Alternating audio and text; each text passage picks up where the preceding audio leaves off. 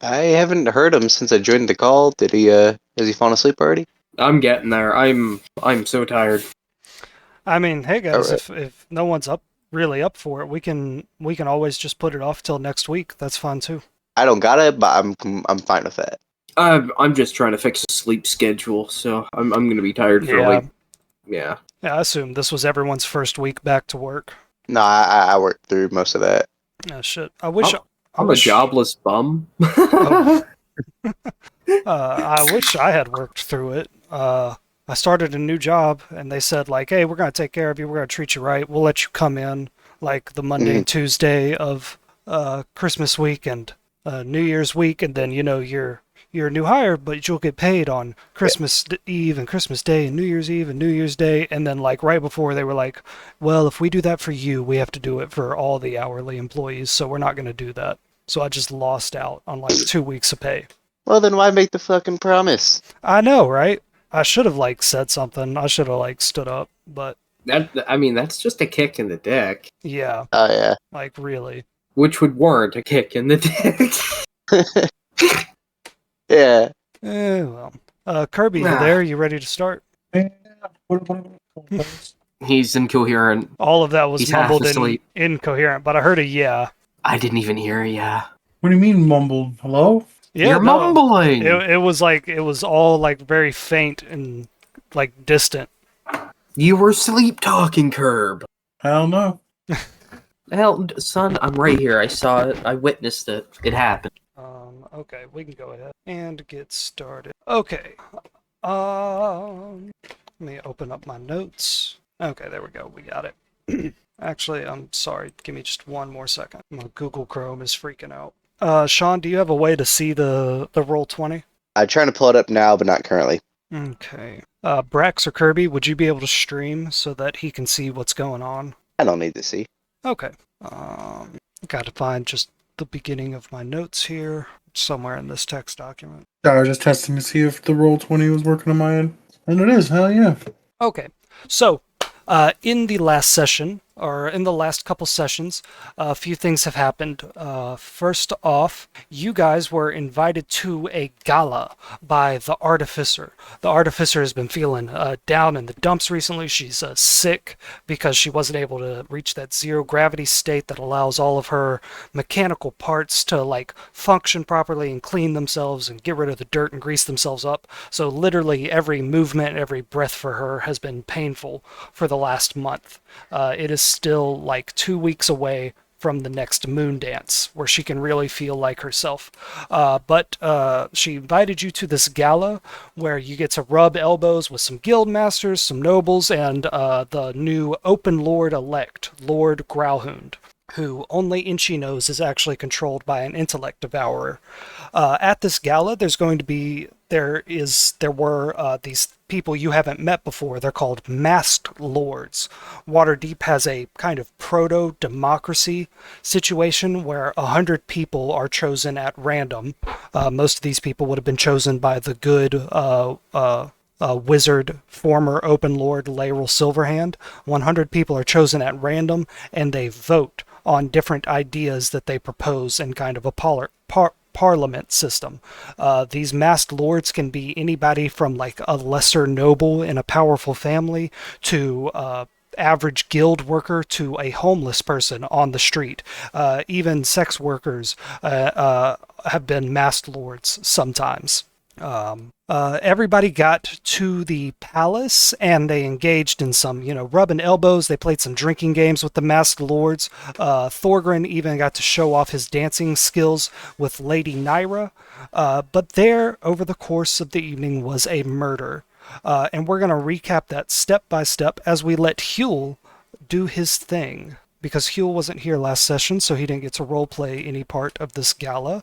And I think we should fix that. So, give me just a second here. Okay. Huel, can you see where you are on this map? Yeah, it just brought me over. Okay. Okay. So, you left Troll Skull Manor later than everybody else. You had to make some last minute change to your outfit, or like little Inchi was bothering you. Something happened and you said, don't worry about it, guys. I'll get a rickshaw and I'll catch up to you later. So Thorgrim, Inchi, Blinken, they all left. Inchi was dressed in a very modern, to our eyes, looking red and black suit. Blinken was dressed in the traditional gowns of Waterdeep non-nobility, and Thorgrim was dressed in a sleeveless vest, all black. And you told me that you bought some clothes that made you kind of look like a glam rocker. And you are stepping out of Troll Skull Manor. You're going to go out into the street and hail yourself a rickshaw, or you're going to walk all the way to the palace. But as you walk out onto the street, you see a strange sight. There is a silver horse cart, racing towards you, with no horse carrying it. The wheels are just turning by itself, all four of them, and it's coming to you, and it slows down, and it turns at the last moment, and the door opens, and there is the artificer, dressed in this lovely black dress this lovely blue dress that I'm about to put in the chat for you. Her hair is curly, her hair is thick and curly as always, but you have never seen her dressed up like this, Huel. And roll a perception check for me. I can actually do it this time. Ooh, what'd you get? Let me load up the chat. Ooh, 14. 14. Very nice. Very nice. You notice that the artificer doesn't look so sickly and tired anymore. Those deep bags under her eyes, they're gone. And it's not just makeup. You know makeup. Like, they're gone. Her face looks brighter. Her hair is not like oily and clumping together. It's thick and bouncy and has like volume. Women hair stuff. She looks great. And she looks at you with this big giant smile, and she says, Hugh, come on in, I'll give you a ride to the palace. She, for the first time in like 2 weeks, looks happy. She looks lively. She looks like she has some energy in her. She looks like when you first met her at the Yawning Portal about 3 weeks ago. What do you do? At first, she's gonna be like all scared from the cart, like slamming. You know what I mean? Like getting out in front of him. He's gonna like put his arms up, and then once like she says, greetings, he's gonna like start fixing, like his cuff and everything. He's like, Mon ami, you are looking dashing this evening. She says, oh, thank you, Huel, and don't be scared of the cart. It's not going to hurt you. Come on in. He hops in. He doesn't even step on the bottom step. He just like hops. Like, all right, Huel, you're a bard. Roll me a charisma check with advantage. Ooh, 24. With that 24, man, that was almost a nat 20. You don't walk, you glide. You don't do anything that isn't smooth, that isn't stylish. This outfit you're wearing, it's ostentatious. It's a little bit gaudy. On anybody else, it probably wouldn't look as good as it looks on you right now. Your hair is clean, like you even like trimmed your beard, or you shaved. You did whatever it took to look good, and the artificer notices it, and she says, my gods, Huel, by Ogma, you clean up very well. She says, and how about me? How do I look? And she like shows off her dress and her hair and her earrings, and she's got these white gloves over both of her arms. Boncherie, you look fabulous. You will be the star of this evening. He'll do a little bow. The Moncherie is going to kill me. Moncherie. Huel is from Paris. Yeah. Okay, so as you settle in on the seat across from her, she closes the door and she snaps her fingers and she says, to the palace, please. And you feel like unnaturally there is no like clopping of hooves, there is no like slight jerk as the horses start and get started. The cart just starts rolling, and this is the artificer's self-driving cart. You've seen it a few times before. There's some kind of magical charm on it that just allows her to push this cart through the city. And it's going to be about like a 10-minute ride to the Palace of Waterdeep. And she says, Huel, there's going to be Master Lords there tonight. There's going to be the Open Lord-elect. If you don't want to talk to them, you don't have to. There's going to be food. There's going to be music. And she kind of talks for a bit and then kind of runs out of things to say. There's a few moments of silence. What do you say? He would, as she's like going all crazy, like, it's time to relax, It's all eyes are going to be on you this evening. You should bask and enjoy it instead of worrying about all the logistics. She says, "You're quite right, Huel. You know, last night," and she's referring to the incidents that happened in the City of the Dead, where y'all gave everybody a bunch of cursed liquor that summoned their dead relatives or companions from the past. She says, "That showed me that I have not been on my game. So after I left your house this morning, I went and I did something about it." And she says, "Huel, I feel like a new woman. I feel like I fixed myself. Finally. I haven't changed anything about myself, but I feel like I always should be. And you want to know what the best part is?" What's that? She takes like the glove, that white silk glove on her right arm, and she kind of slowly rolls it down. And normally, there's this brass arm right there that her father made for her when she was a younger girl. This arm has all kinds of cantrip spells in it. It gives her some slight strength, and it's detachable. But you know that this is just part of her artificial body. She has artificial parts running all through her. She rolls it down, and it's not brass, it's silver. And she says, "I went to Dr. Avi and I made my first payment to get treatment. And he said that he would magically show me what it'll look like after a year when I've made all of my payments and gotten all of my upgrades." And she says, "Huel, this new arm is incredible. He has so many technologies and magics that I have not even heard of from his travels all over the plains." She says, "I feel like I could do anything in this city now. And you're right. Tonight is a night of celebration, and I'm glad that I have you with me." Boncoeur, I am glad I'm here too. Watch out for that Avi. Like, stops prepping himself and messing with his collar and, like, gets serious from it. And it's like, you She can't says, trust him. Yes, no, the payments are a lot, but they are something I can make. And Huel, they just allow me to feel normal. I no longer have to depend on the moon dance in order to feel right. I think I'm really going to go through with this. I feel like myself for the first time in forever. And you can see she's genuinely very excited about this. This is the complete opposite of the miserable artificer where every movement hurts her over the past couple weeks that you've seen. I can definitely see the difference. She kind of changes the subject if you're not going to push her on it anymore, and she starts talking about the walking statues of Waterdeep and their history. These 60-foot statues, there's about 8 of them all over the city. She talks about how her boss, the Blackstaff, is the only one with the magical power to be able to control these giant statues. They're there in case Waterdeep ever gets invaded. And she points out one that's on this hill that's on this big mountain. Mount Waterdeep is what they call it. She points at the top of it and says, "That griffin there, that one's my favorite. Not many people are allowed to go over there because it's palace grounds, but if you want to, maybe you and I could go over there later." And as she's pointing this out at the window, you also see the Grand Palace of Waterdeep, where all the politics and the business, where it all just happens. Huel, do you have a lot of experience in noble affairs? Not necessarily. He's more of like laying low at bars and playing with riffraff, She says, "Don't worry about a thing, okay?" Y'all roll up to the palace. There's a long, cobblestone path that leads to the entrance, and as you two step out of the Artificer's self-driving cart, you see your friends. You see Inchi, Blinken, and Thorgrin, and they're all arguing with this attendant that they're included, they're allowed to come in. And the Artificer goes over, clears it all up. All of you would have entered into the palace together, and now I'm kind of like, you weren't here last session, so we said that you were there, you just weren't doing anything. Now we're showing what you did. And we're going to do this for maybe 2 more turns, and then we'll catch up with the modern plot. Okay? Yeah.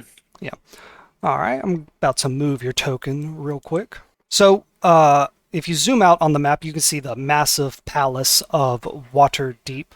You can see that there are all over the palace these masked lords. There are city watch guards, there are noble guards, there are steel watchers, these mechanical automated city watch that they have here on the palace grounds. And Artie takes you into the palace and up to the 2nd floor into this ballroom here.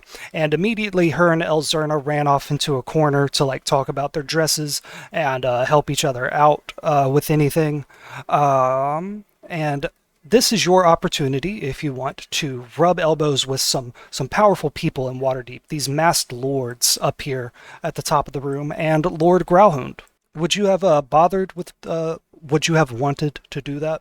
No, like I said, he's not a city slicker. He's more of like trying to lay low and Okay. just doing it for face. You know what I mean? Like to be there. And Okay. So you hang out with Artie and Elzerna for a bit, and eventually Artie asks you to go get her and you some drinks. And when you come back, she has one 12-sided dice and one deck of cards. And she says, Hugh, dice or cards? I'm more of a dice kind of guy. She says, excellent. You roll this dice, I'll draw a card. If you have a higher number than the value of the card that I draw, I have to drink. Drink. If it's the other way around, you have to drink. You got it? He starts shaking it up in his hands. Like, All right. it seems simple enough. Roll that d12, and she's going to roll a d12. She pulled a 7 of clubs. Oh, no way! Oh, no. It's a 7! And she looks up at you and says, wow, we're like in sync. I guess we both have to drink. I mean, I suppose we both lost, right? He raises his drink. He says, no, Hugh, we both won. And she takes a drink with you. Y'all do this a few more times, and then as the night goes on, you notice Blinken. Blinken's a business guy. He's a guild guy. He's over there. He's playing drinking games with some of the masked lords and Volothrop. You see Inchi is kind of wandering around. He's talking to Blinken. He's talking to Elzerna. He even goes up and talks to Lord Growlhound at one point.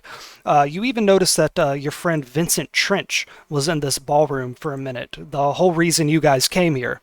You remember earlier today in Trollskull Alley, someone tried to break into his house while disguised as him, using a magic disguise to make themselves look like him. You can see Thorgrin and Blinken talking to Vincent about that. They talked about that last session. And then they come back, and Thorgrin or Blinken would have whispered in your ear, Hugh, I think apparently some kind of assassin's guild is trying to eliminate masked lords that are loyal to the people rather than the guild masters or the nobles. Vincent wants us to pick a masked lord and protect them tonight. What do you do? Masked lords? This is Blinken, right? Yep, Blinken said that to you. Blinken, you're always talking the most craziest stuff. I don't know what's wrong with you. He says, he rolls his eyes and he sighs and he says, look, I'm just telling you what Vincent told us. He's been investigating this for a few weeks now. Just keep an eye out for anything suspicious, okay?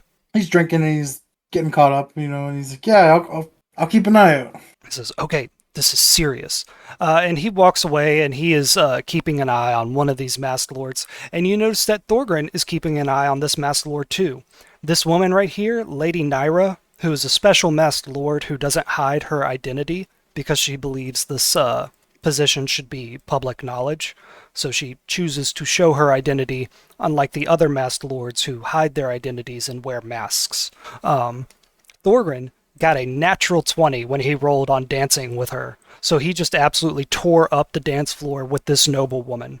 You see that, and the artificer taps you on the shoulder and says, Hugh, I know you're a musician, but are you a dancer? When the time is right. She says, I have never danced before. It usually hurts my knees and my ankle on my left leg, and I can get out of breath quick, but I feel so much better now. I would like to try it. Could you show me? Huel's gonna be like, yeah, I'm a little bit a bit shorter than you, He's gonna start doing a little bit of magic, and he's gonna cast enlarge and reduce on her. On her? He's not gonna make himself bigger. He's gonna make her smaller. This is actually great. This is amazing. He's like trying to make himself like larger, but he's all like getting flustered, and his cheeks are all red, and he makes her. She's like, "Oh no, wait!" Oh. So she doesn't have the proportions of like a halfling. If she did, you might like have a nosebleed and die. She just looks like a human that's like shrunk down. But she still looks like the artificer, and she says, most wonderful, and she looks genuinely excited for this. You both walk up to the edge of the dance floor, and she puts her hand in your hand and another hand on your shoulder, and she waits for you to lead her. Go ahead and roll either performance or dexterity for how well you dance. No. You you start out a bit, and you're trying to like lead her to the left and the right, and you're not sure if she messed up or you messed up. But like, she steps on your foot, and she goes, "Oh, gods, Ogma blessed me with a beautiful mind, but not great feet. Let's try it again. One more time. You'll roll for me one more time." He like crunches his foot, but he like leans into the motion. Yeah, her metal foot stepped on your foot. Yeah, you're crunched, but he's like still dancing away. That's Jesus, man. Come on. So, the fast-paced song dies off. Thorgrin stops dancing. These two City Watch officers leave the room in a rush for some reason. Blinken is looking back and forth. He seems confused about something. And the slower song starts, and the Artificer's able to keep up with you, and you're able to lead her a bit better, but it's still a little bit stiff and awkward. And she, as y'all are dancing, she looks out the window and says, "Huel, you've traveled all over.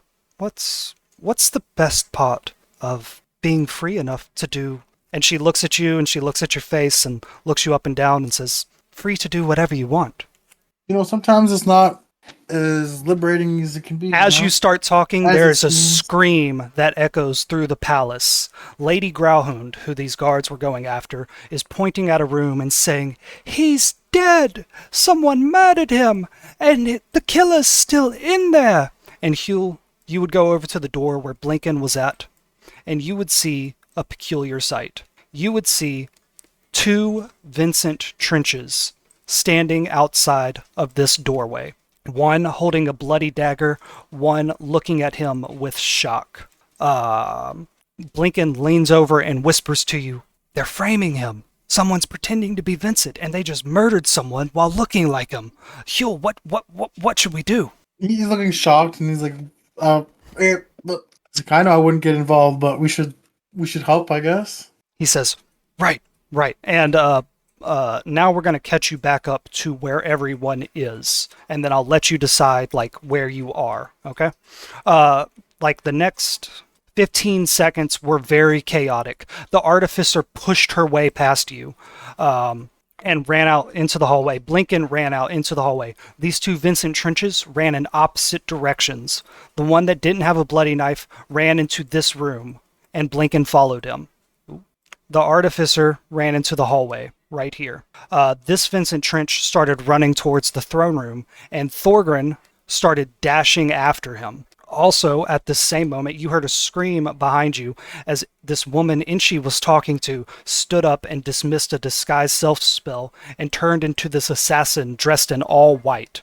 The Artificer took off her glove completely and showed off her brand new silver arm, and she tried to fire an ice knife spell at Vincent Trench. Blinken noticed that this spell was incredibly powerful, much more powerful than what she could do with her brown arm, or her bronze arm. She was about to shoot Vincent Trench, and Blinken told her no, so she fired it up at the ceiling. Thorgrin chased this guy through the throne room, and a fight broke out here in the ballroom. I will let you pick where you are in this. Are you chasing after the guy with the bloody knife along with Thorgrin, or are you staying behind with Inchi to help with this combat in the ballroom? Yeah, he'd be staying behind you. Like I said, he's more shocked, you know what I mean? Okay. Caught off guard when everyone's celebrating. All right. So this assassin right here repeatedly attacked this masked lord. She attacked him twice, and it did nothing because all the masked lords have a charm that prevent them from attacks, but that only works 2 times. On her third attack, she was able to kill him with a blade that was coated in poison.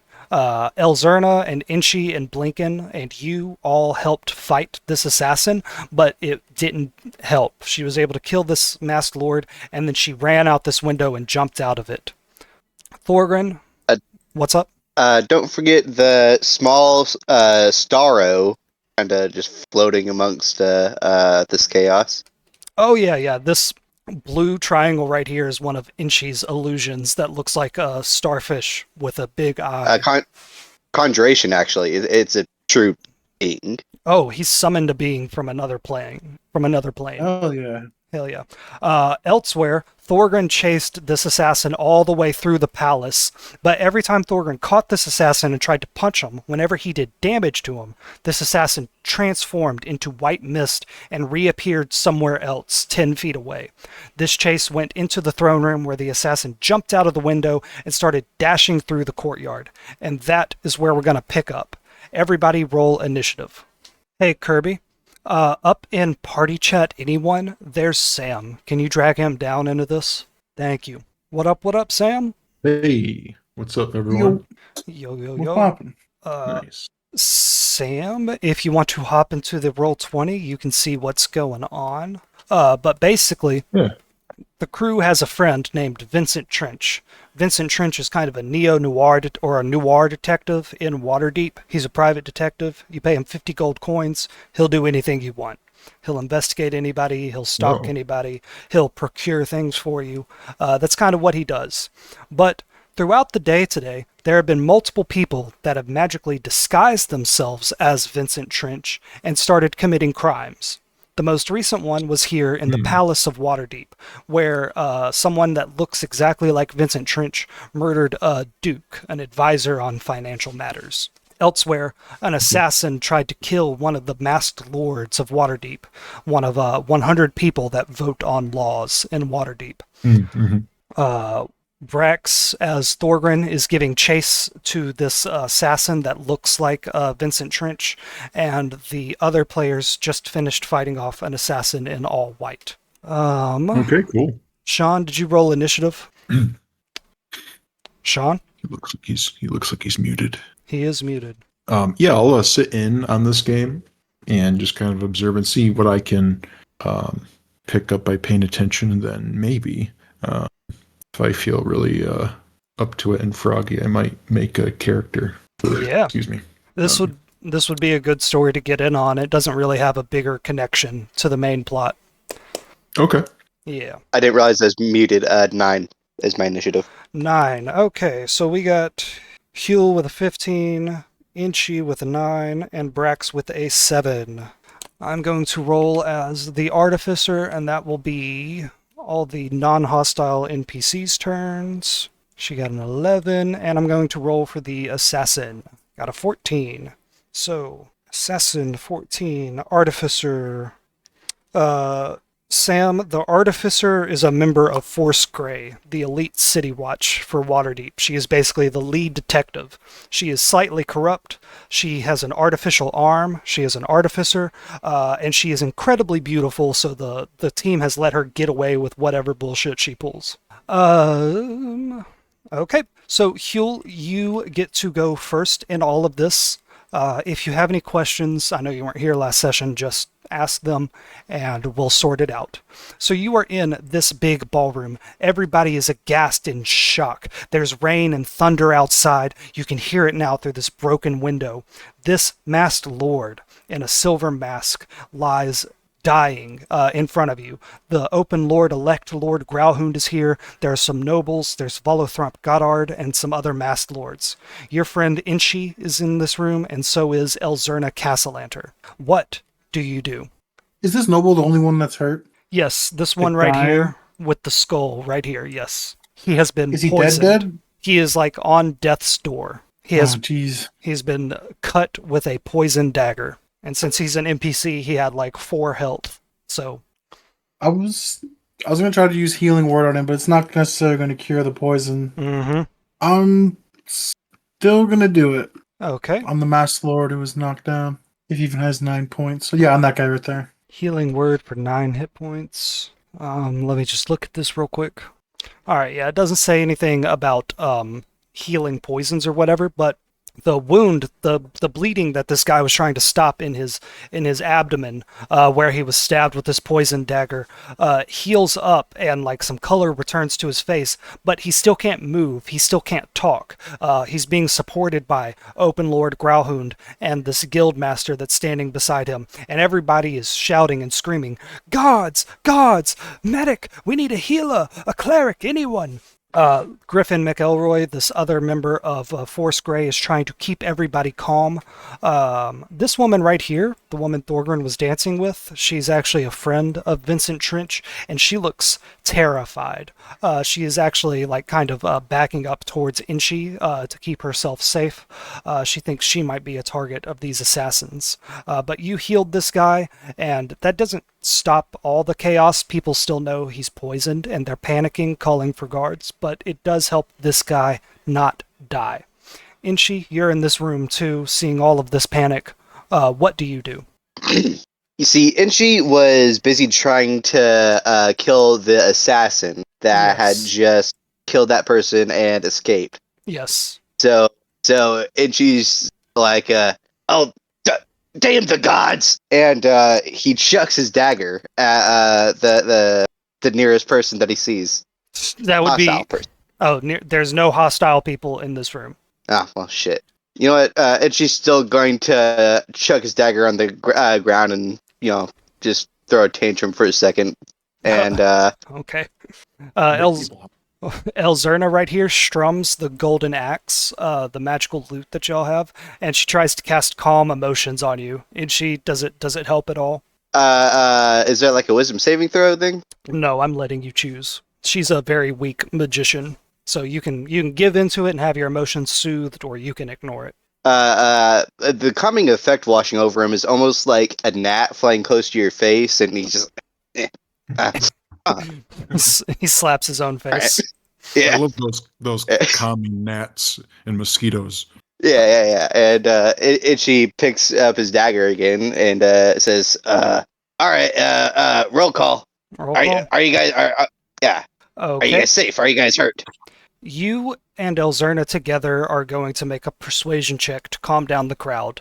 She expands the range of her calm emotions and tries to get everybody in the room to calm down. I'm making a persuasion check. Yes, with advantage. 12 and 10, so that's a 12. What's my modifier? I got a 13. 13, I didn't give you a difficulty class, but 13's pretty good. You don't make everybody like chill out. Everybody's still tense, but they're not shouting anymore. You hear some whispers from the party guests, and this lady Naira, this woman who's friends with Vincent Trench, who is an ally to you, kind of huddles up close to you and says, "You're a friend of Mr. Trench, right?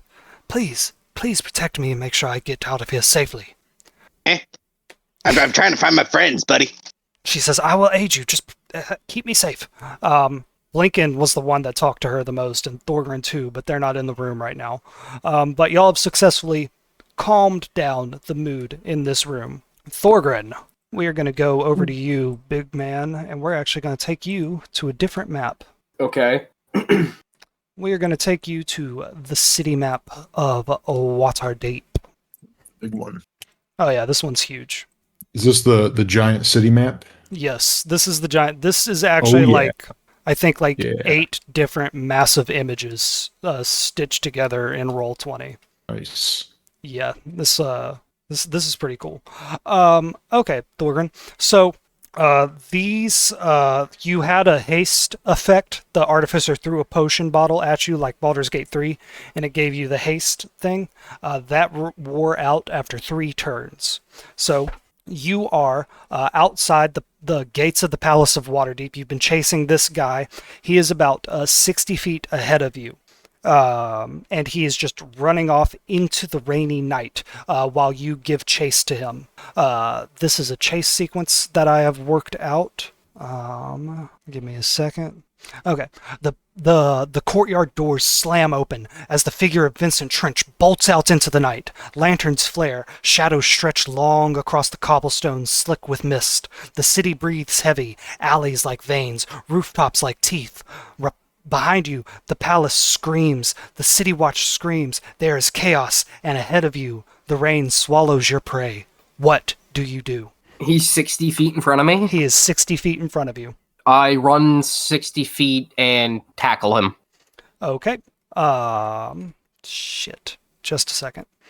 Okay, so these guys are basically like very advanced rogues, so they have cunning action, so they can dash as a bonus action, so he can run as fast as you run. What needs to happen is you need to find a way to slow him down from a distance, or you need to never make a mistake as you're running after him and hope that he makes a mistake. Maybe he trips, maybe he falls, maybe he runs into a dead end. But as you're giving chase to him, you come across some stalls that are shutting down for the evening. And he takes this fishmonger's, this fish seller's cart, and he just topples it over directly in your path. Crates topple, and a fishmonger's wares spill out onto the street like silver scales. The fleeing figure vaults a cart with grace that seems wrong. He's too stiff, like a puppet on strings. And Thorgrim, you're a wall of muscle hitting a maze of wood. How do you get through this obstacle? Let me just do some very checking. How big is the mess in front of me off the ground? Like, how tall? It's a cart turned over on its side with a bunch of day-old fish spilling out of it. I'd say it's maybe like 3 feet high. Okay. I'm just gonna run and... Excuse me. You're just gonna run through it? Run and jump. Run and See jump? if I can jump over it. That's gonna be an athletics check. DC 12. 22.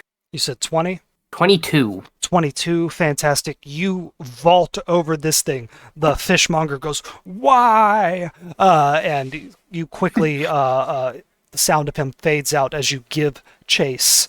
We're going to the next round of this chase. Ahead of you, armor clatters as a squad of City Watch rounds the corner. "Stop! In the name of the Lords," they say to the killer. He ducks down in an alley, but they see you chasing right after him, and they get confused. They want to get a handle on the situation, and they tell you to stop as well. And they point 3 spears in your direction. They're about 50 feet ahead of you. What do you do? Is there anything I can just throw at them and Donkey Kong them? Absolutely. How this works is every time I'm going to put a complication in front of you, you just tell me how you would make some kind of check to get past them. Like, I'm not trying to get you into combat with these guards. I'm trying to figure out how you get past them. So roll a strength check for me to throw something. You need to beat a 14. 21. Watch out for the barrels that they're going to lob at you.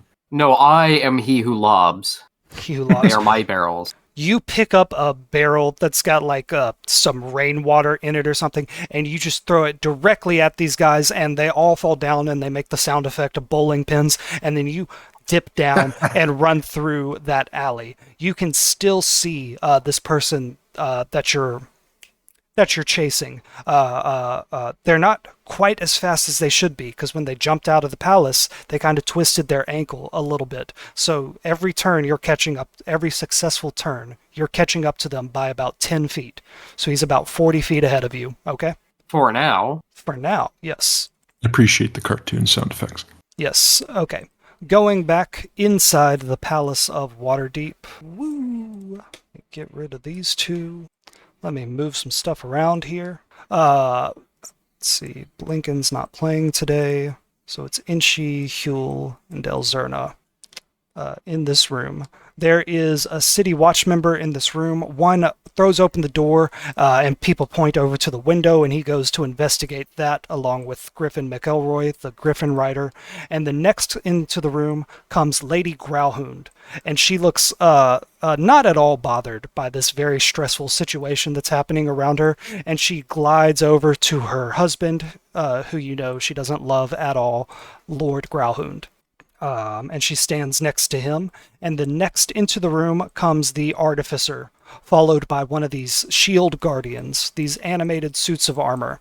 And the Artificer looks adorable because Huel shrunk her down to halfling size so that he could have a dance with her earlier, and she is barking orders at everybody here in a high-pitched voice. And she says, "Guards, get all of these masked lords back to their homes and post guards and a captain of the guard outside their homes all night. Make sure that their royal guards inside their manors are protecting them as well. If the masked lord does not have a manor to go back to, they can sleep in the castle of Waterdeep tonight. We need to ensure that the open lord-elect is protected, and someone needs to investigate the crime scene." And when she says that, Huel, Inchi, she looks directly at you two. She says, "Someone needs to get in there and figure out what the hell's is going on." Huel, Inchi, what do you do?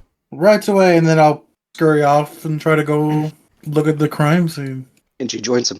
Fantastic. Oh, a little note here. Little Inchy, Huel, your imp raven, is not with you because last session, Blinken and Thorgrin got annoyed with him and threw him into the briefcase of holding.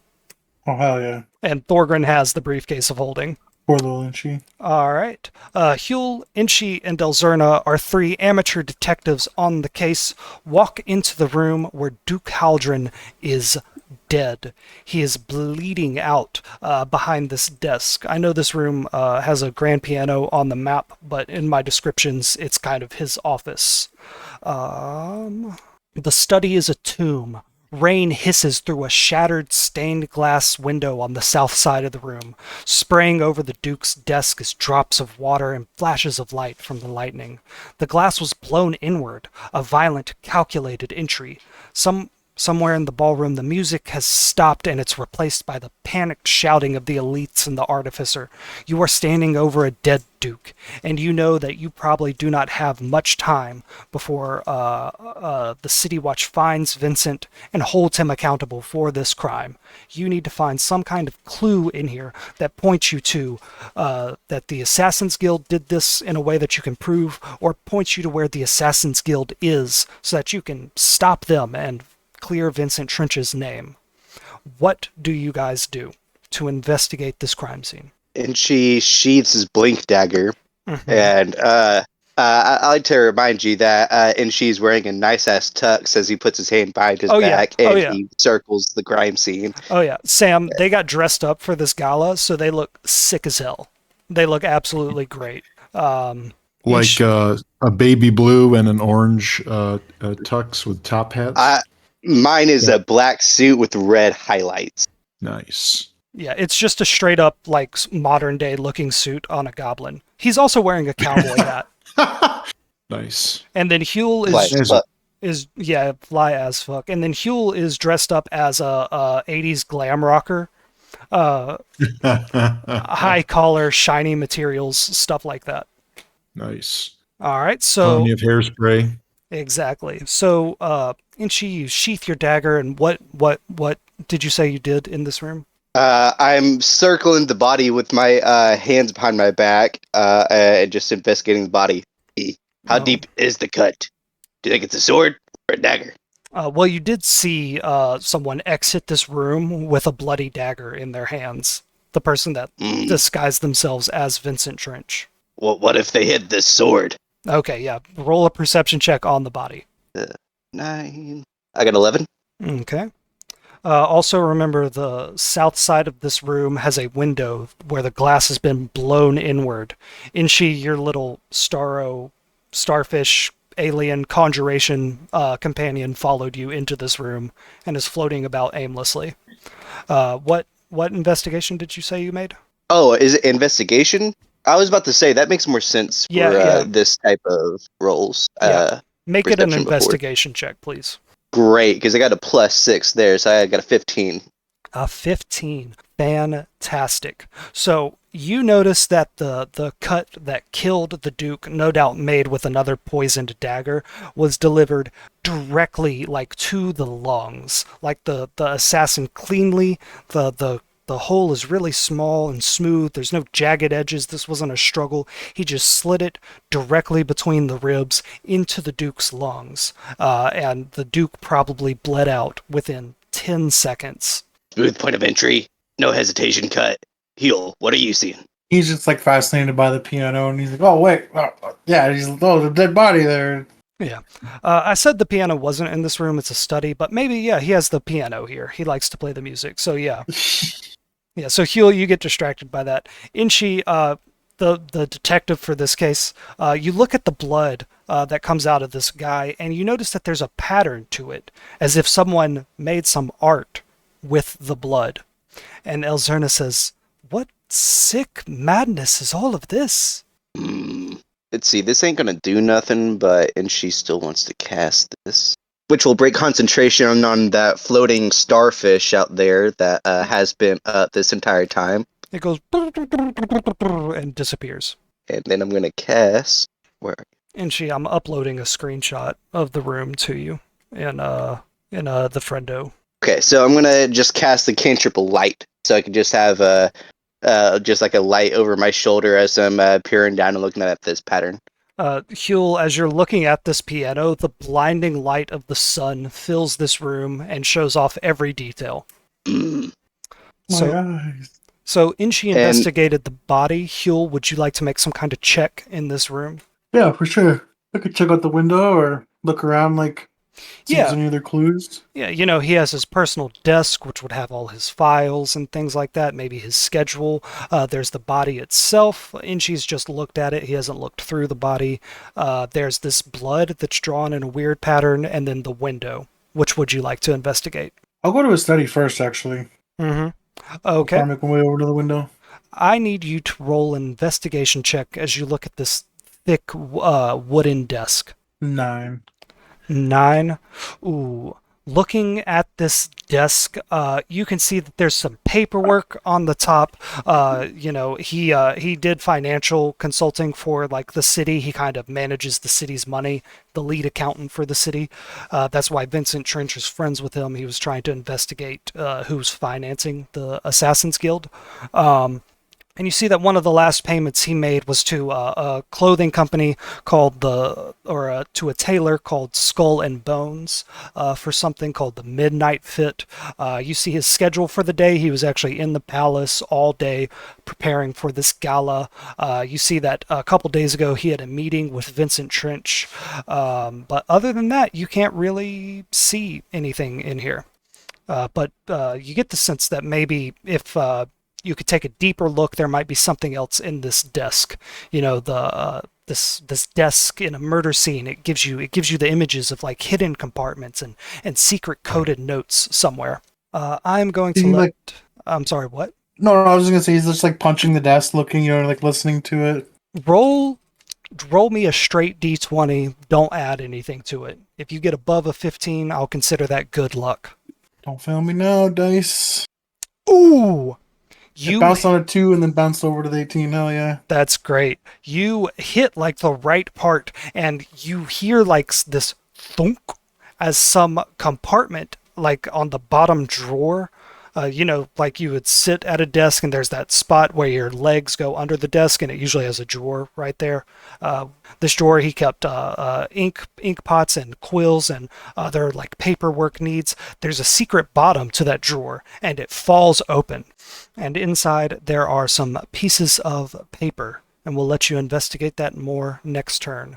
Going back over to Thorgrin, running through the rainy streets of Waterdeep at night. Thorgrin, you give chase to this assassin that's still disguised as Vincent Trench. As you run along, and he has this bloody dagger and this blood on his face and hands. People yell, people scream. City watchguards say, "Oi, what's that?" But you are the only one fast enough to keep up with this assassin. The killer scrambles up a stack of barrels and onto the glistening shingles of a villa house. He leaps across a narrow gap, his coat flaring like a bat's wings. So basically he just hopped onto a bunch of barrels and crates that were stacked next to a low-hanging roof, and now he is running along these rooftop villas in this nice, noble part of Waterdeep. What do you do? So he's on the roof now? Yes, he ran by a bunch of barrels that were stacked up, and he used that to get very close to the top of the roof, and then he climbed up to the top of the roof, and now he's running along the rooftops. How tall is the building? Like, how high would I have to jump to grab the roof? This is a low-hanging part of this villa, so it's 11 feet off the ground, and then there's those barrels right there that you could climb up that would get you 8 feet up off the ground. I was gonna say, with D&D's movement, I can, with 10 feet of movement, just jump 7 feet off the ground. I'm sorry, how much did you say? I can jump 7 feet off the ground with 10 feet of movement. Fantastic, my man. So you jump 7 feet up and you would grab the edge of the wall. I need you to roll an athletics check to pull yourself up on the wet, slick roof. Oh, okay. It's 11 feet off the ground. You said you could jump 7 feet. Well, I can high jump 7 feet off the ground. I can reach up and grab 13. Okay, yeah, and that's what you're doing. Did it roll? I didn't hear the sound effect. There we go. There we go. An 11. With that, your fingers slip off of the shingles and you fall back down to the ground.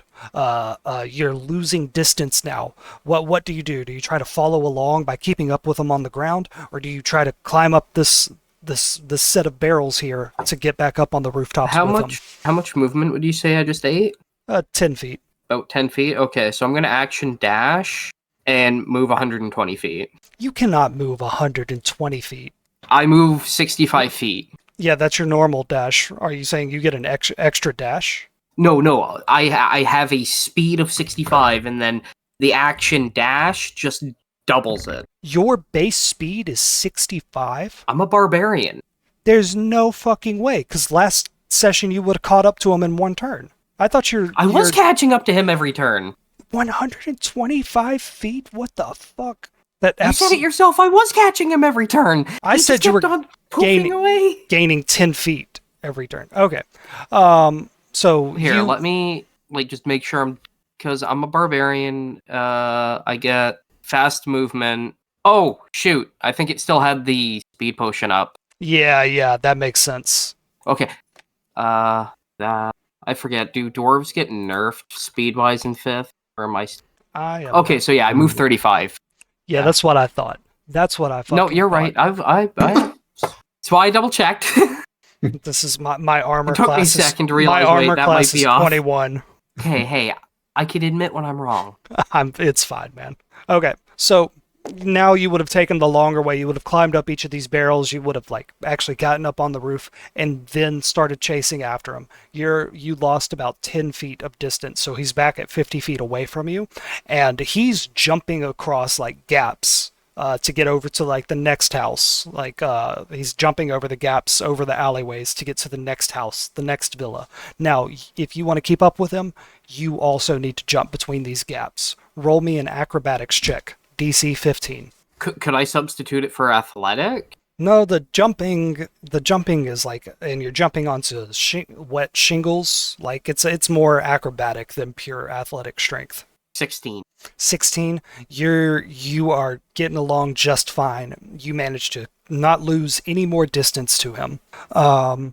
You guys leave the more noble part of the ward that you're in, and you get into more of the middle class and the peasant side of the city. The killer leads you across a cluster of chimneys belching thick charcoal smoke. It's a forest of brick and stinging soot. He disappears behind a cloud of black exhaust, hoping to lose you in the haze. How would you roll a perception check? DC 14. 7. You can't see exactly where he is if he changed his direction of movement, so you just keep barreling forward. Roll me a constitution check as you sprint through this cloud of smoke to see if it gets in your eyes or it throws off your sense of direction. You need to beat a 13. 6. As you barrel through this cloud of smoke, you come out on the other side and your skin is all covered in black soot. You have to wipe it from your eyes. It stings, and you blink a few times, and you reorient yourself, and you find out that the assassin has run in the other direction, and you have lost about 10 more feet of movement. So he is again 60 feet away from you. And we are going to go back to the... don't worry, Thorgrim, you'll get a chance to him soon, okay? It's all good. Going back to the palace, to our amateur investigators, the goblin wizard Inshi, the halfling bard Huel, and the human former noble child Elzerna Castellanter. Inshi, you were looking at this strange pattern of blood that is around Duke Haldrum, and Huel, you were investigating this hidden compartment in his desk. Huel, you go first. What do you do? Yeah, to just be looking over the desk. I found... Mm-hmm. I found something, right? Yeah, so you were hitting the desk and you popped open this hidden compartment that had some pieces of paper in it. I assume you would want to look at those. Yeah, of course. All right. Roll me a perception check. Got an 8. Got an 8. There are some parts of this piece of paper that don't make... I should have had you roll intelligence, but we'll take it. that are clearly written in a code or have some like math and accounting on them that you can't quite understand, but you recognize that this is an order for a tailor's shop called the Skull and Bones Fabrics. And you see one of the last things that Lord Haldrum did, one of the last transactions he did, was authorizing a transfer to Skull and Bones Fabrics from his own personal account. There is a note written beside this line item on his ledger that says, "They know where all the bones are buried. Ask for the midnight fit." And then the transaction is for 350 gold coins for modifications to Duke Haldrum's city uniforms. I'll post. Yeah, just like reading this all over. Like, For some reason, whenever I copy text now and I try to paste it, it wants to paste it as a picture of the text. It's so bizarre. I've never had that happen before. So give me just a second. Okay. And Huel, you find a different piece of paper. It looks like it's a small, thick piece of paper, and there's about half a dozen of these. And all of these say, "Pay me, or I will let the tiger know everything." And you know that the Vincent Trench, his private detective agency, it's called the Tiger's Eye. So this is clearly a note referring to Vincent. It says, "Pay me, or I'll tell the tiger everything." yeah, just going over everything. Like, Yeah. So, Huel, with those two pieces of information, what do you think happened here? Why is Duke Haldrum dead? Why did these assassins kill him? I'm not sure. A lot going on. Fair enough. Inchi, it's your turn. You're investigating the body and this weird pattern that was drawn with his blood. What do you do? I'm hoping you let me do this, even though I'm not quite sure that this is how the spell would work. Mm-hmm. But what I would like to do is Inchi is going to put his index finger and his thumbs up, like shooting a camera angle, looking at the crime scene. Uh-huh. And then he's going to raise his hands up and throw out his hands and cast minor illusion so that a suspended body and blood pattern is suspended in midair like an Iron Man 3. Oh, so Whenever Tony would fucking throw up a hologram. you're doing fucking Arkham Asylum detective vision. Yeah. All right. So, and there's so many details in this room that are not relevant. There's these stools. There's this bits of broken glass everywhere. Who knows what's evidence and what not. So you focus on Haldrum, you focus on this pattern of blood, and you conjure up an illusion of it that's about 3 feet up off the floor. Actually, all of you are short. So this illusion rises up about 1 foot over the floor. And you can see that... I would like it to be a little magnified because he's trying to get like a better view of it. Yeah. You summon it, and then like you do the hand motions, and Jarvis zooms in on it for you. Nice. And like eventually, like the illusion of Haldrum fades away, and now you just have this pattern of blood. You tell Jarvis enhance, and it gets rid of the body, and just shows you this symbol. And this symbol is a circle of blood that has these special markings at the north, south, west, and east. Roll an Arcana check to see if you understand what this magic is. See, so that is a 19 plus 6, so it's a 25. 25 with that Arcana? All right, that's Yes. perfect, man. This is not magic that you are familiar with. This is definitely not illusion magic, and it's not even conjuration magic. But somehow, just your incredible knowledge of magic, like you, Inchi, don't know this, but you are an incredibly powerful wizard.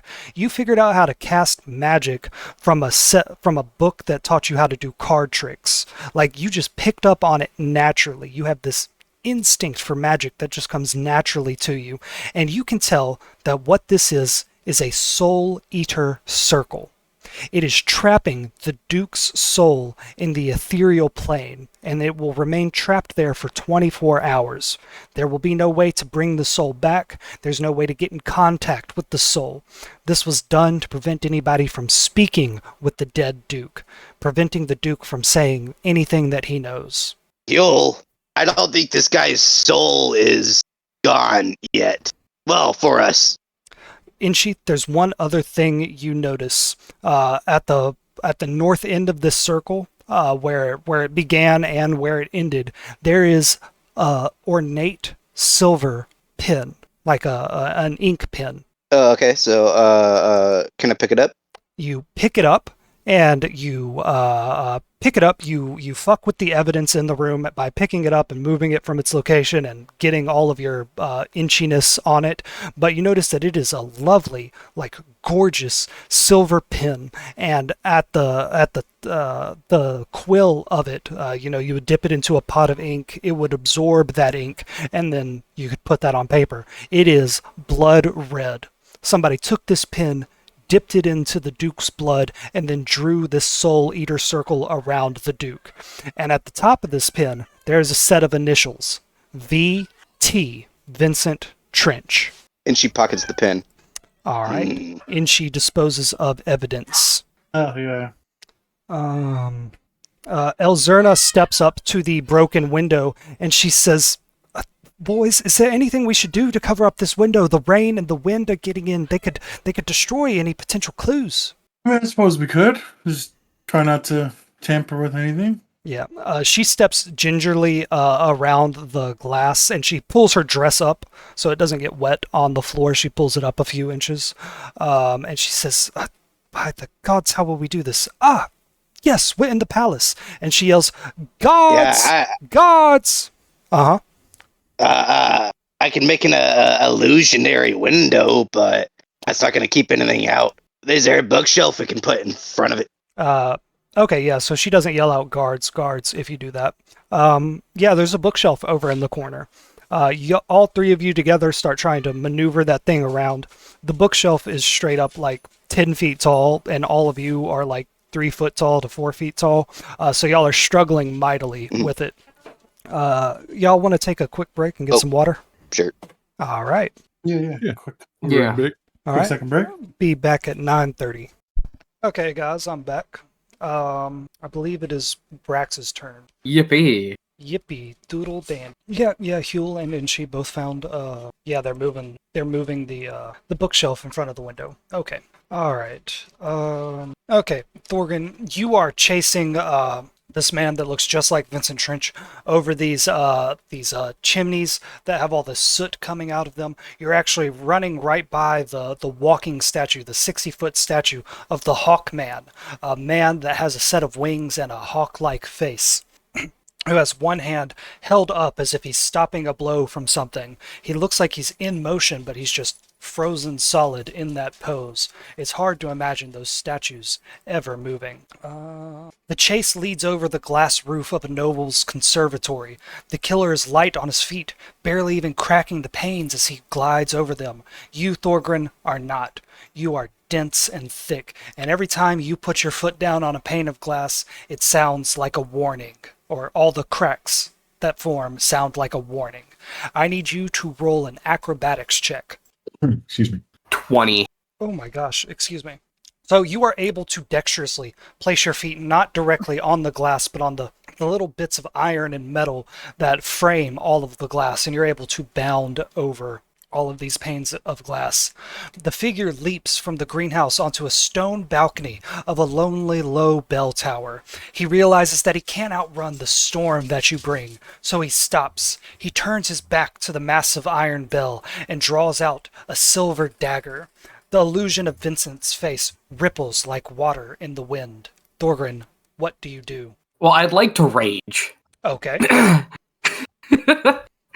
As I rage, I would like to instinctively pounce and move up to half my movement on him, just close the gap even more. Mm-hmm. And then I'm going to move up again and punch him in the face. Okay. I would like to pounce. Yep, I linked it in chat. Cool. That's actually pretty sick. So this man leaps up to this narrow bell tower, and like he has to hold on to the wall and just keep his feet on the narrow ledges. You know, these ledges, they're narrow. They're not meant to be stood on. It's also raining. Visibility is low, so every time y'all attack, you're going to need to succeed on a dexterity check. You have to get above a 10, and you won't lose your footing as you attack. But since you just entered rage, you pounce up here, you grab onto a brick to steady yourself, and you put your feet on the ledge. The big brass bell is like 5 feet from you. If it rang out right now, it would deafen you and everybody here. And you take a punch at this fake Vincent Trench. With that 20 acrobatics, I will let you skip the dexterity roll this turn, and you are able to punch him. Go ahead and roll an attack. All right, so I'm going to recklessly attack. Mm-hmm. Double 14. Let me look at their stats again. With a 14, even though that's a 1 in 400 chance, you do not manage to hit this person. They duck out of the way. All right, extra attack. Okay. 25. That hits. 7 plus 9. 7 plus 9 for damage. And then this dude had also taken some damage earlier tonight from when you punched him and when he jumped out of the window. Jesus Christ. So he's taken a total of 35 damage tonight. Is that your turn, To Thorgrim? start. Yes. Okay, so you leap onto this bell tower and you come down and you grab the stone to steady yourself. Your feet land on this narrow, slick ledge and you punch him at the same time, doing an incredible amount of damage. And just like earlier tonight, your fist connects. You hit him. You do damage to him. You not only feel flesh, you feel bone. But then your punch just goes straight through him as he turns into mist, and you now feel a hand on your back. This person is turned into mist, teleported to be behind you, and is now grabbing you by the little vest shirt that you're wearing, and he's trying to pull you down and make you lose your grip. So he's going to roll a grapple check against you. Okay, ignore that stealth check. All right. Oh man, he almost got a 19. Fuck me. All right, I get to do athletics, right? Yes, you do. 24. All right. Well, you are a dwarf. You are of the rock. You are of the stone. And not only that, you're touching stone right now, so you will not be moved from this. He gets to take his turn now. Or actually, we'll just make that the opening blow. He does have a higher initiative than you, so when we come back to you, he will go first, then you will go. Okay? All right. Excuse me, just a second. Okay. Going back to the Palace of Waterdeep, Huel, Inchi, and Elzerna managed to drag a bookshelf in front of the window to prevent the rain from contaminating the fight scene. Inchi, you just found the silver pen with Vincent Trench's initials, and you hit it. That pen was used to draw a circle of blood that prevents you from talking to the soul of Duke Haldrum. Huel, you found a hidden compartment in his desk with these notes that say "Pay me or I'll tell the tiger everything," and also a note that says, "The tailor knows where the bones are buried. Ask for the midnight fit." And as you guys bring this bookshelf in place, you hear ka-chunk, ka-chunk, ka-chunk, ka-chunk, and you see this shield guardian look into the room and then step aside as the 4-foot-tall version of the artificer steps into the room. She looks great tonight. She doesn't look sick like she's looked the past 2 weeks. She went to Dr. Avi. She replaced her brass arm with a silver arm, and she has taken some kind of medical treatment that lets her feel better with all the robotic parts inside her. And her eyes dart around the room. She takes in everything that she can see. Huel, are you hiding anything from the artificer? Like, and she's hiding this pen, are you hiding the notes that you found? No, he'd be very open and like showing everybody everything, and Okay. yeah, definitely be showing Inchi and Artificer. All right, just a second. Sorry, I was spacing out if you were talking to me. No, I wasn't. I was chewing a piece of sausage. I was more talking about Kirby. I didn't know if he was talking to us during the scene. Oh, no. Oh, I don't know sweet. why I found that funny. I think I don't know. Sorry, Mike. It's fine. So the artificer steps in, her eyes dart around, she sees everything. She sees the bookshelf that's been moved mostly in front of the window. She sees Huel by the desk looking over these things, and she sees Inchi standing over the body.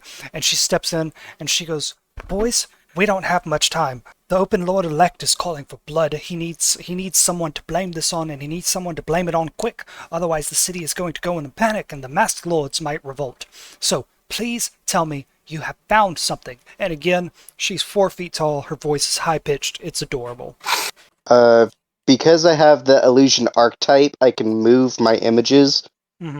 So I take the suspended image of the blood pattern, and I make the pattern just move across the room, rotate towards the artificer, and come right up to her. And I say, "Do you know anyone that would use a soul cage spell?" She, first off, and she looks impressed. You know, you and her have always had a rocky relationship. She's law enforcement. You're a member of the Thieves Guild. But she's a corrupt law enforcement. She takes bribes from the Thieves Guild all the time. So she kind of like takes out her own guilt on you a little bit. But she looks impressed by this. This is like a genuine investigative skill, and you found something. And she says, looking at your illusion from all angles, she says, high-level wizards or sorcerers can use this. Knowledgeable people can use this, but it is a classic mark of the Thieves Guild. You know, make sure that your assassinated target cannot give any clues to who the assassin was. She says, but typically, if you want to avoid something like that, you would just take a vital organ. Right? You can't raise someone from the dead or speak to their spirit if they're missing a vital organ, like a liver or a kidney or their brain, or something like that. So just keep his soul at bay for 24 hours. She looks around and she looks concerned. She says, that's all they need. In less than a day, their entire plot will be completed, whatever it was.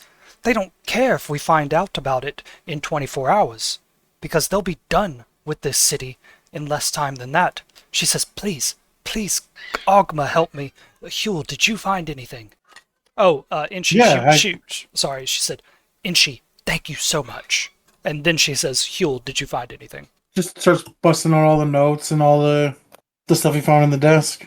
Like, very forthcoming. He's like, the tailor knows where the bones are buried. She looks over it, and like her hair is like in her face. Y'all were dancing earlier. Like the dance was just getting good when this murder thing happened. So she's been like in these heated arguments. So she's sweating a bit. Her hair is sticking to her face. She kind of like brushes it out of the way and like leans in close to you so that she can read these notes. And she kind of looks at you and says, well, what conclusions do you draw from this, Huel? She wants to see how intelligent you are. He's gonna like cross his arms and start like tapping the ground with his foot. Like, He doesn't necessarily have like a conclusion or no suspects or anything, so. You want to roll an intelligence check? Yeah, he's trying to like put the pieces together and. Yeah, I can help you with the role play here, or you can just say, I don't know. Ooh, a dirty 20. So, with that, you know that he just put in an order to the Skull and Bones tailor. And then he has this note that says, the tailor knows everything. Ask for the midnight fit. It seems like the Skull and Bones tailor is a great lead. This other one, tell me everything you know or I'll tell the tiger, or pay me or I'll tell the tiger.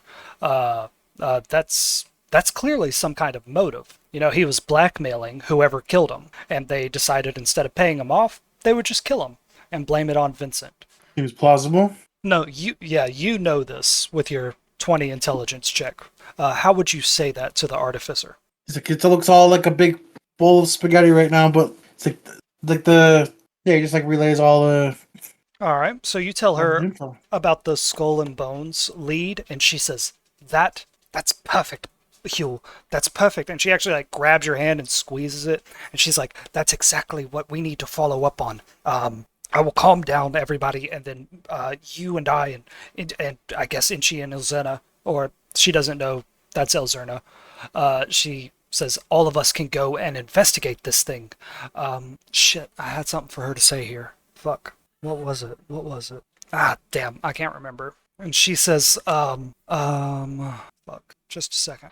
She says, look, I'm going to have to remain busy the rest of the night, getting a handle on the Open Lord elect and organizing security. She says, this connection to the Skull and Bones, Taylor is tenuous at best. We're making an assumption here, Hugh. A very good assumption, but an assumption nonetheless. Give the room another once over, see if you can find any evidence, and then go to this place and find out what's going on. She says, and I know Vincent Trench is a friend of yours, apparently, but if the clues lead to him, I will arrest him. Is there anything in this room that pointed towards Vincent Trench being the murderer? Like peering around. Lady, you said that the pattern was most likely done by someone in the Thieves Guild. Like, it looks like their handiwork. Are you sure? I believe she said the Assassin's Guild, not the Thieves Guild. Oh, I thought you did say thieves. If I did, it was an accident. I meant Assassin's Guild. The Assassin's Guild, Gotcha. they're a shadowy organization. They exist across the whole kingdom. Gotcha. Yeah. Okay, I revoked that. Okay, so Huel, you said and she said, is there evidence in this room that points towards Vincent Trench? Huel, you wouldn't know this, but Inchi, you have a piece of evidence that points towards Vincent Trench. So what do you say? I do? Yeah, the pen. Oh, yeah, the pen. Sorry. The bloody pen with his initials on it. You can choose to show her that, or you can keep it a secret from her. Shit. Someone, can you remind me our relationship with Vincent Trench? Vincent Trench is your casual friend. He is a private detective that lives in your neighborhood. He lives like 2 houses down from you. If you pay him 50 gold coins, he'll do pretty much anything you want except kill somebody. He'll investigate someone for you. He'll be your bodyguard. He'll stalk someone. Private detective stuff. Yeah, and she's gonna keep the pin. Yeah, so you need to roll a deception check to lie to the artificer. This is intense. the silence for the deception check. Dead silence. The sweat on Inchi's forehead. Oh, did you not hear me? No. 3 + 1, 4. Oh, God. That's good, right? Yeah, I play a special version of D&D where lower is better. She's going to roll an insight. Oh, second edition? Yeah. Oh, yeah. She's going to roll insight. She is a detective, so she is going to get advantage on it. She got a 6 + 2 to that insight, so she got an 8 total. And she looks you up and down, and she says, Inchi, it's very important that I know everything that's going on here, because if there's some plot afoot, if there's a secret being kept from me, that's a variable that I cannot control. She's very small and says in a high-pitched voice, that is a variable that I cannot control. So I really need to be on top of everything that's going on here. She's like articulating with her silver hand and her pale white other hand. And as she's saying that, a gaggle of nobles and masked lords. Oh shit, my bad. Did you do that classic Roll20 thing where the whole map moved? Yep. I put some of these tokens on the map layer, and then I went to the map layer to move them, and grabbed the whole map. So I'm just going to move them to the token layer. So as she's saying, if you're keeping something from me, I really need to know about it, because that's a variable that I can't control. And Lord Growlhound steps into the room. And Inchi, you know that Lord Growlhound is controlled through a Mind Flayer parasite by your boss, Nilhor, the Vice Commander of the Thieves Guild. He steps into the room and he says, Commander Artie, do you have anything to report? And the artificer looks back and forth, and she looks to the body and says, this appears to be the work of someone very professional who is able to get out quickly and cleanly. We do not know the status of Vincent Trench or the other Vincent Trench.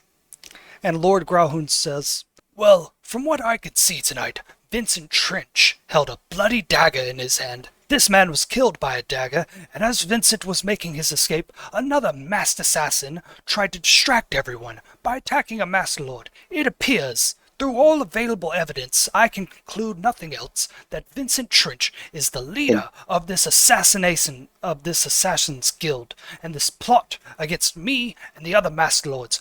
Artificer, you need to hunt down Vincent Trench. Kill him on sight. I have no time for questions, and let's forgo all rules of mercy or investigations. Put this stray cat down. And the artificer... And she would like to move the image over to Growlhound and say, do we know this Trench guy to be much of a magic user? Because, sir, that is a powerful soul cage spell you are looking at. So, as you move this illusion closer to him, he smugly and arrogantly waves his hand around and tries to dismiss it like it's smoke. And I don't think I've mentioned this that much, but the first time Lord Grauhund showed up, he's a dwarf. So he's also the same size as all of you. A lot of short people all over this campaign. He dismisses it and he ignores you and he walks forward to the artificer and he's about to say something. But Inchi, you hear projected into your mind the voice of your boss, the Mind Flayer, Nilhor, and he says, Inchi, do not ever contradict me. Your attitude tonight has been very disrespectful. Vincent Trench is an enemy of the Thieves Guild. If you see him, kill him. And then Lord Grauhund stands across and says, Artificer, I am the Open Lord of Waterdeep, and I gave you a command. And the Artificer, with her high-pitched voice, says, You're not Open Lord yet. And everyone in the room stands very still. Huel, what do you do? He's like looking left, looking right, like he's kind of mad that this guy just dismissed Inchi, so he's like, yeah, maybe you should listen to what he's got to say, He looks you up and down and says, And you are? I am Huel. We give a little curtsy bow. You see the Lord Grauhund looks confused for just a second and looks at you with a little bit of recognition. It's a strange look, Huel. You don't know what it is, because Inchi hasn't told you that Lord Grauhund is controlled by a Mind Flayer. But Inchi, you would recognize what this is. Nilhor is recognizing Huel, because Huel has gone down to the Thieves Guild a few times and done some work for Nilhor. Inchi, do you say anything, either in your mind to Nilhor or out loud to Lord Grauhund? No. No. Elzerna steps forward and breaks the tension and says, By all the gods above, it is, she's a horrible liar. She says, It's past my bedtime. We should go, right, boys? And the Artificer says, Yes, we should get everyone out of the palace except for the masked lords who need protection. And Lord Grauhund steps aside and motions for you all to get the fuck out of the palace. I stare coldly at Growlhound and say in my mind, we'll talk soon, Nilhor. As Elzerna, Huel, and Inchi all leave the palace, stepping past Nilhor, Nilhor would project into your mind. We certainly will speak soon, Inchi, about your attitude and your, about obedience. I will be a lot more... me. He says... And she keeps walking. He says, I will be a lot more lenient if you bring me the body of Vincent Trench. We'll see about that. And you all make your way out of the palace. You have no further time to investigate. You walk down, you walk into the courtyard, where the masked lords and guild masters of Waterdeep are talking, all already spreading rumors and gossiping about the violence that has happened tonight. And you all step out by the valet who had your weapons. You get those all back, and y'all are now in the city of Waterdeep, free to do whatever you want. You have your clues, you have your lead. Artie wants you to investigate this Skull and Bones tailor shop, and you also know that Lord Grauhund is gunning for Vincent Trench, to the point that he is interfering with the investigation to ensure that Vincent Trench dies. And we are going to go back to Thorgrid. Skull and Bones? The Skull and Bones tailor shop. I should have come up with a less intimidating name than that, but I made it up on the spot. Does George W. Bush and his dad work there? Yeah, exactly. This is where all the future leaders of the CIA hang out. There's only so many names you can come up with in fantasy before, there's overlap, so. Yeah. It should have been something like the Golden Quill or something like that, but I wanted it to be intimidating, so I was like, yes, Skull and Bones. Yeah. That's what a tailor would call himself. All right. Thorgrin, you are standing like a church steeple, like a very narrow steeple that just has a big brass bell at the top of it, and it has a little tiny window, that you can maybe fit through if you hunched over and forced your way in. It's like very narrow. It's like 6 inches wide. You have your feet planted firmly on that narrow ledge. You are gripping the stone that builds this bell tower around you. And that's how you're attaching yourself to the wall. That's how you're keeping yourself from falling. The ground is about 30 feet below you. Behind you is the assassin that's disguised themselves as Vincent Trench, and they just tried to throw you to the ground. It is raining. The lightning strikes and bathes everything in a white light, and then everything seems to go dark as the lightning fades away, and you can feel this person tugging on you, trying to pull you down to the ground, but you are firmly rooted to this bell tower. The assassin is going to go first, and then you'll go, okay? Okay. So the assassin is going to use its multi-attack on you and try to stab you with that silver dagger. But because everything is rainy and wet and slippery, he needs to beat a dexterity check of 10 before he can attack you. With a 19, he is able to do that, and he attacks you once with the dagger for a total of 16. Does that hit?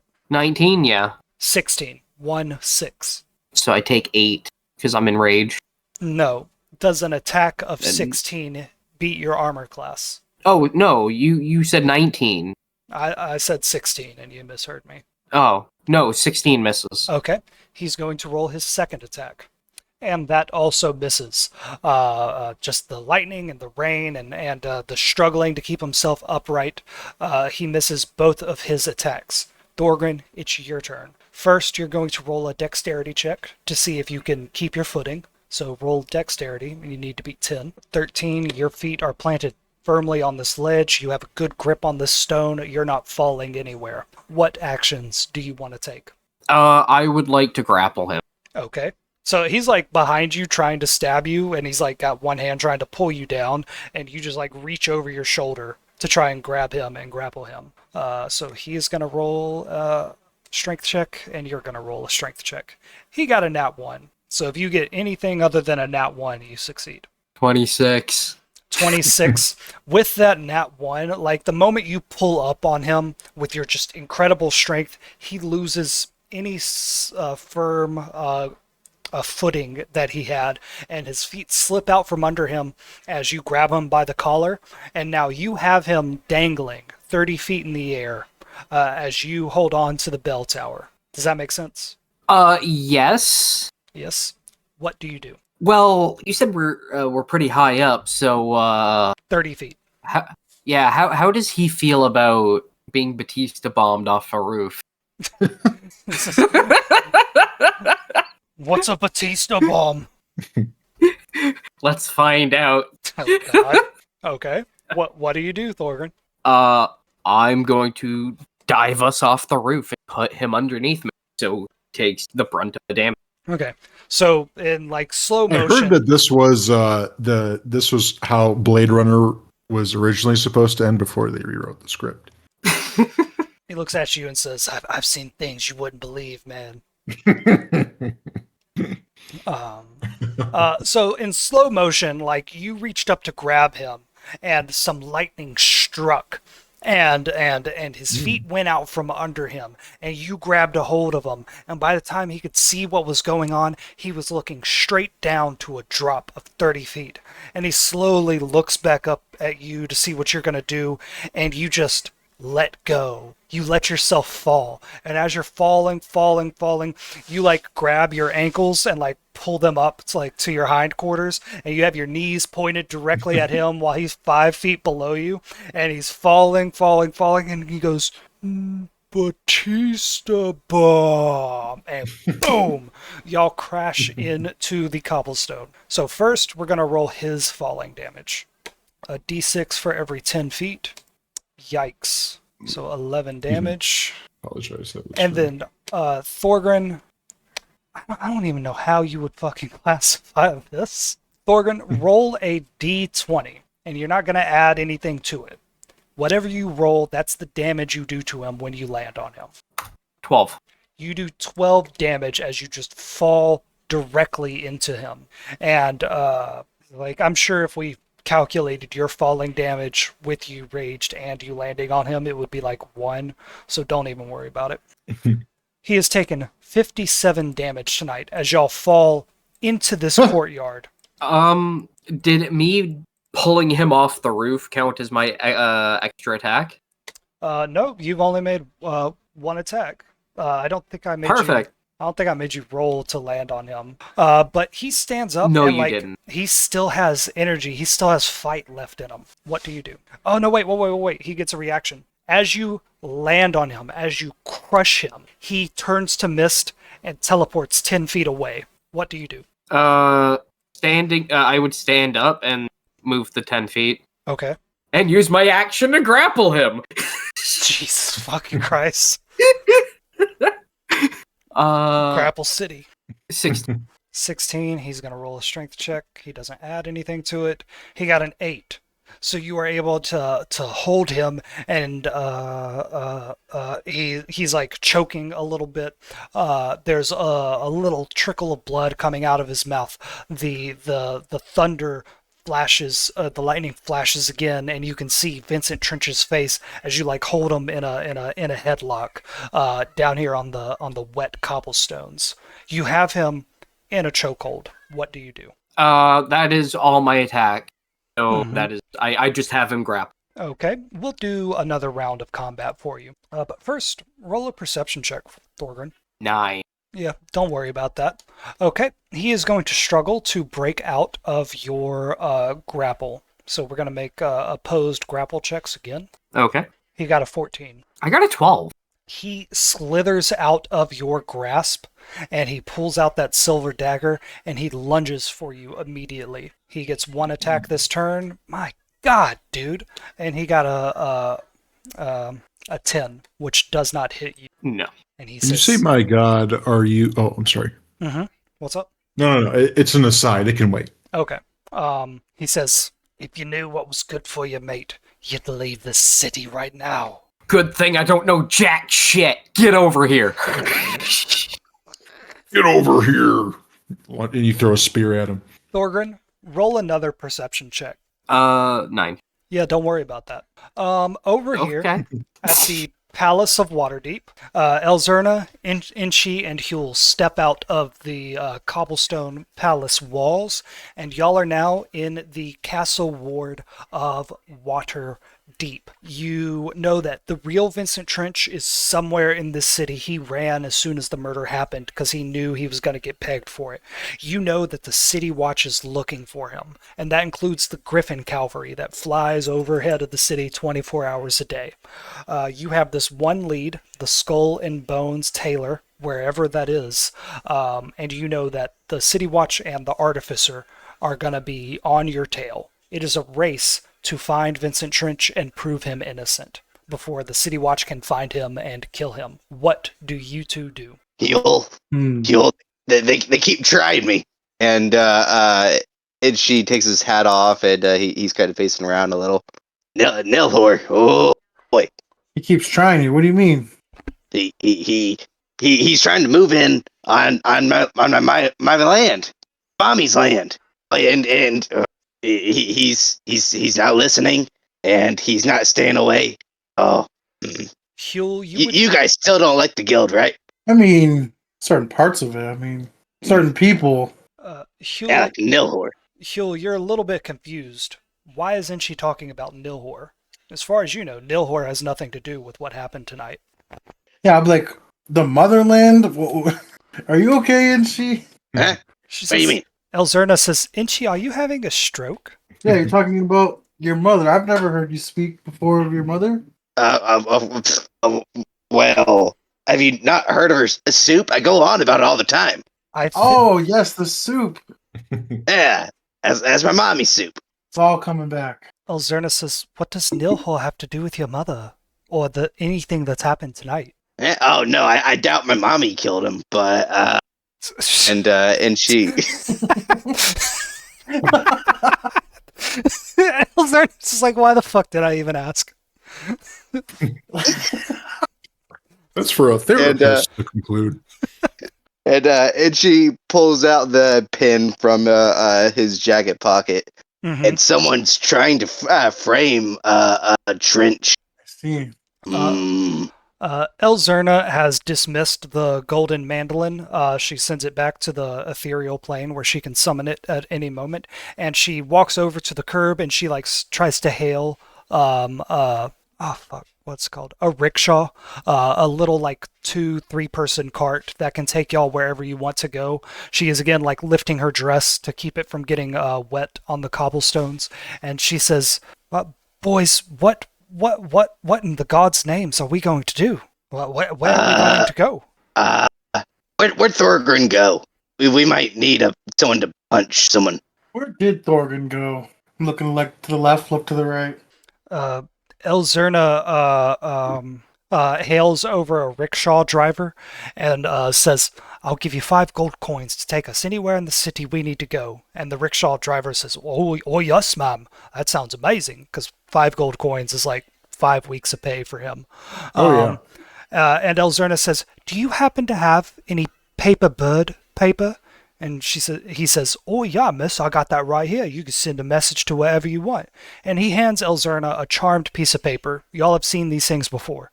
You write a message on it, and you say the name of whoever you want that message to go to. The paper folds itself into an origami bird, and it will fly to the person you're trying to send a message to. This is a charm that exists all over Waterdeep. It's a way to send messages back and forth. It's also a great way to track someone. And she writes a little note on it that says, "Where are you?" And she says the word Thorgrim. And the paper begins to fold itself and take off into the air. And she says to the rickshaw driver, "Follow that bird. No matter what you do, don't lose it." And she motions for y'all to get into the rickshaw with her. Oh, good. I was about to pull out that demon bird and have him send a message, and I don't want to do that. You actually can't, because Thorgrim has the briefcase folding. Oh, I thought it was blinking. No, Thorgrim has it. It also has the dead body of the assassin from earlier today in it. Don't forget the bodies in there. Gotcha. Okay, so y'all are chasing off after this paper bird that is taking you to the east. And we're going to be wrapping up here very soon, boys. Okay. Thorgrim, back over to you. In the shadow of this bell tower, being watched over by the Hawkman, you are engaged in a battle with the imposter Vincent Trench. It is his turn, so he is going to go. Okay, Thorgrim, this storm has been going on for a while. You know, it thunders, and then 3 seconds later, there's this blinding flash of lightning. As you and this assassin square off, you with your bare knuckles, him with his silver dagger, there's a flash of lightning. It's white, it's bright, and this assassin takes advantage of the moment and tries to hide in a shadow during this instant moment of blinding white light. He is going to roll a stealth check, and he needs to get above an 18. This is his cunning action. God damn. I have him grappled. Oh yeah, you do. Shit, my bad. I'm all for him trying to hide, but I'm hugging him. He tries to hide, and he looks behind him, and you're still there. Stop struggling into me. It's weird. Yeah. He's gonna roll to twerk on you. See if he's good with it or not. Y'all are gonna do the scene with the flamethrower from the new Avatar movie. No spoilers. I haven't seen it yet. There's a weirdly horny flamethrower involved. Okay, so he's grappled. He doesn't actually need to get out of your grip. He just needs to make sure you can't hold him anymore. So he's gonna attack you. I swear to God, man, if you don't roll above a 10, I'm gonna smite you from the fucking heavens. His first attack misses. He stabs the air. He desperately tries to stab you again with a 16. Does that beat your armor class? 17. I forgot to add his Close. modifier to this. He adds +6 to this dagger attack. Oh, So holy fuck. That's a 22. Yeah, he's basically That's a dagger he's attack. basically a rogue. So he has some Nice. additions to his dagger. It's been +6. So that would hit you. So I'm going to roll the damage, which is 1d6 +5. So you took 10 slashing damage, and I know you're raged, so that is halved.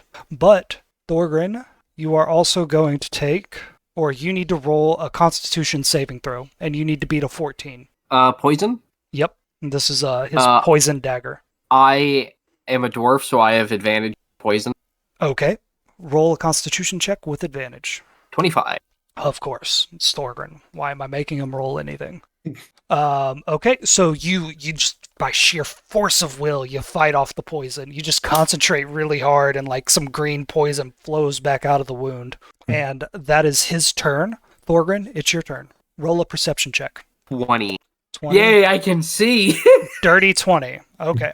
Thorgrim, you hear running up just outside of your field of vision the plat, plat, plat, plat, plat of some shoes running along the wet cobblestone directly towards you. They are moving fast. Something about them seems sinister. What do you do? Okay. So, Buddy I have grappled. Does he have any other weapons on him? He has that silver dagger, and I guess he has his hands on him. He's also like a human, too, so he's bigger than you.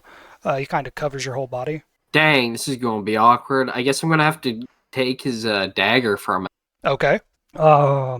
Sleight of hand with advantage. You need to beat a 12 or a 10. I was thinking more so break hand. Jesus Christ. I don't. His wrist is slippery. Roll a strength check to see if you can break it. I'm getting flashbacks, Mike. Do you remember when we? Okay. I won't interrupt unless you permit it. This is probably funny. What is it?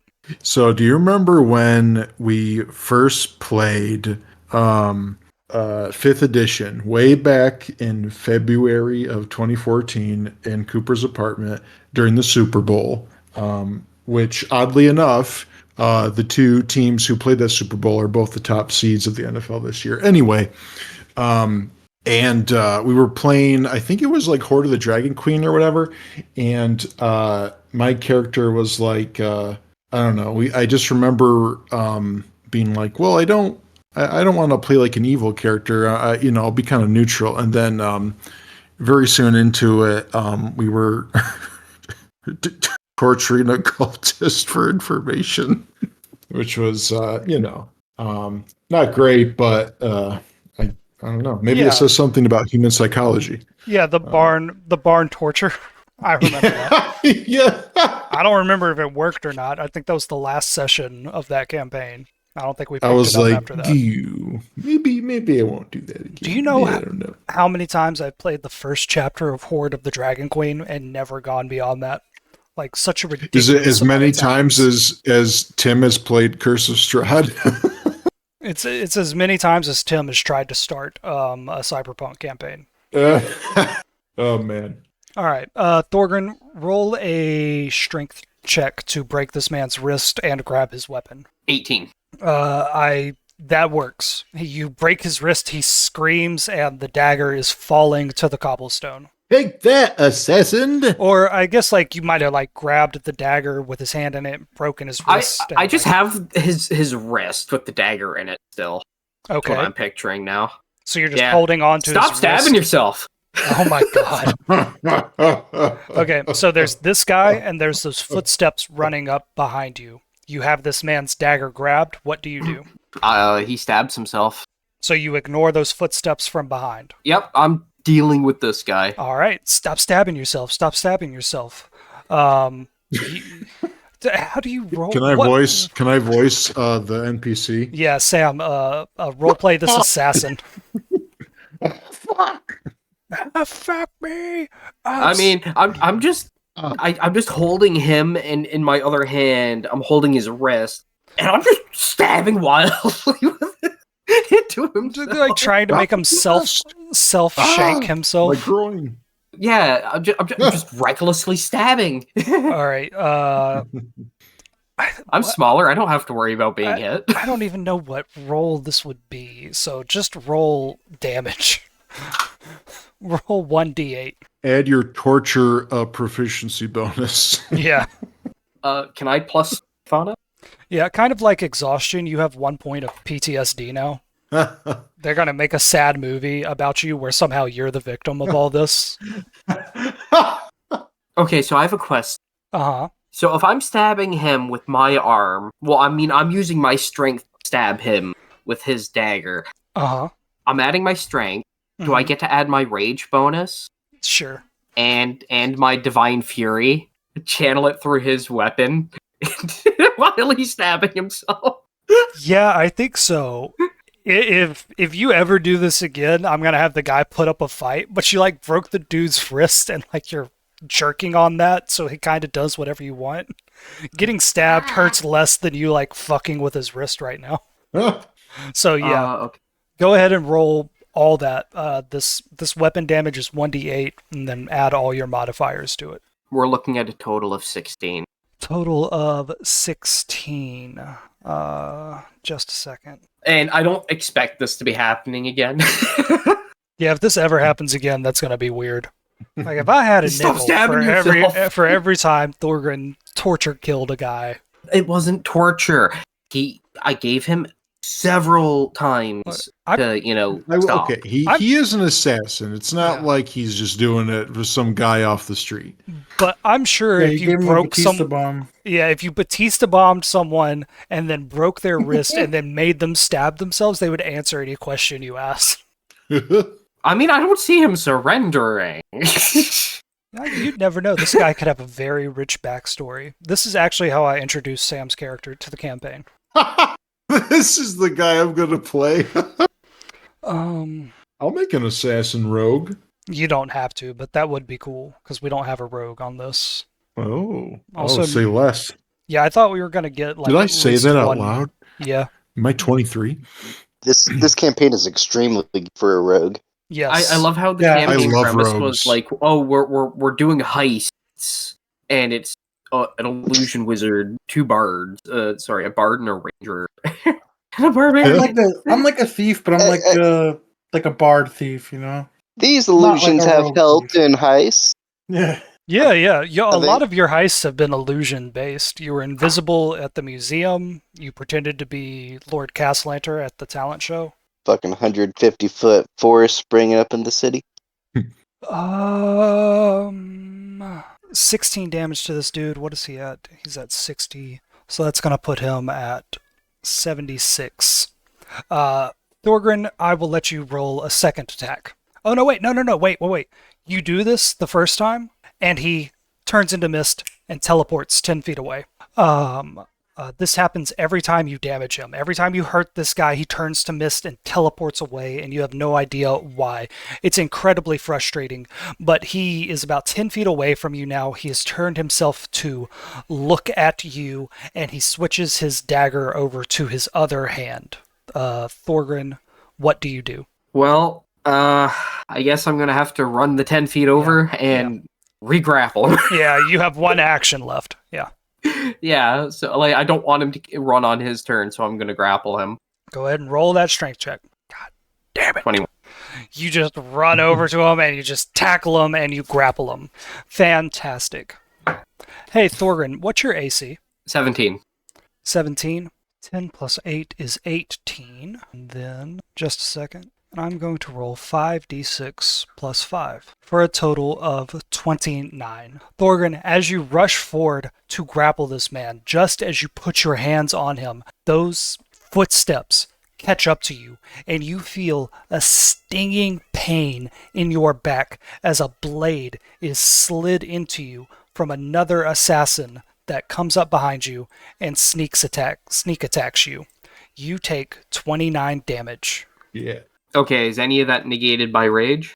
Fuck me, I hate your rage so much.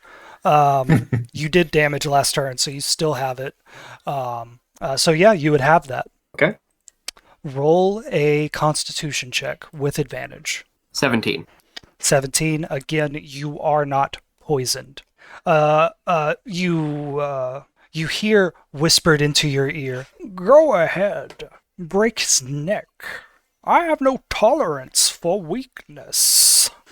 Going over to the other guys in the rickshaw, y'all are all yelling at the guy, "Faster, faster, faster," as he chases after this paper bird that takes you along Waterdeep Way. You feel like you're getting closer and closer and closer, and suddenly the bird takes a left turn, and y'all start going down the Warriors Way, this street. And you could see up above you, or ahead of you, is the Hawkman, the walking statue, and this lonely-looking old bell tower. And you can see in a courtyard here, or in the middle of the road here, there are 3 figures standing in the road. Y'all are still about 100 feet away. You'll get there next turn. Inchi, Huel, what do you do? Or I'll say 60 feet. You're 60 feet away. What do y'all do? I'm sorry, can you please repeat that? Y'all followed the paper bird down a couple of roads, and you are now 60 feet away from 3 figures standing in the cobblestone road. You're assuming that one of those is Thorgrin. It's rainy, it's dark, you can't quite see perfectly, but 60 feet ahead of the rickshaw y'all are in, you can see the fight that Thorgrin is in. What do you do? And she's going to cast light again Okay. and fire it off towards the fight. Okay, there's no check or nothing for that? I don't think so, because it's just a ball of light that shines and illuminates. Okay. What? I just realized this is evocation, though. I mean, you have been teaching yourself different types of spells. And she convinces himself that this is an illusionary light. Yeah, you actually remember some of the words from that book about card tricks that you used to teach yourself, illusion magic. One of the passages sticks with you just all the time, and it says, "All magic is an illusion magic. What's more powerful, an actual fireball, or convincing someone that a fireball is coming directly towards them?" So you just think of light and you cast this ball of light that zips from you 60 feet away, and Thorgrin, your world is immediately flooded with the light of the sun. Huel, what do you do? I'm thinking. All right. I'm gonna creep up and I'm gonna hide. Am I gonna? You are about 60 feet away from them. A few different ideas how to approach this, but who's with us? You have I can't even do it. you have Elzerna Man, and Inchi and the rickshaw driver. I was gonna try to hide, but it's a creature larger than me. Everyone's the same size as me. I mean, you could hide behind the rickshaw if you can convince him to stay near this fight. Hey, another gold piece if you keep it running. You stay right here.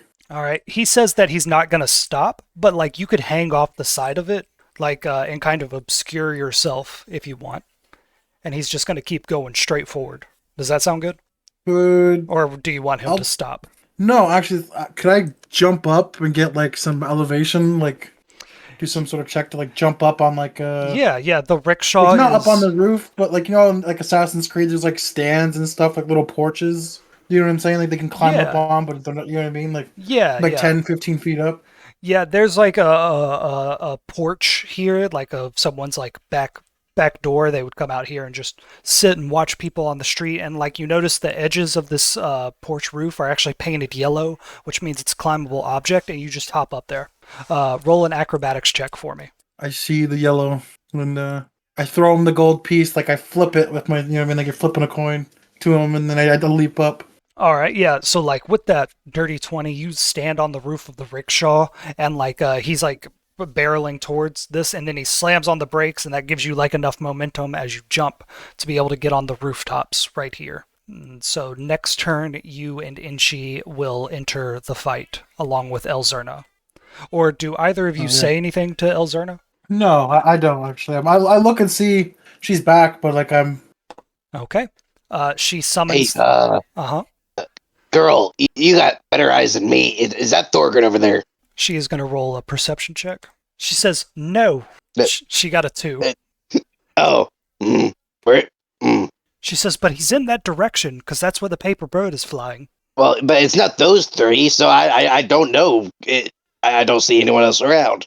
She said, I don't know. We'll just keep going towards them and see what happens. Yeah.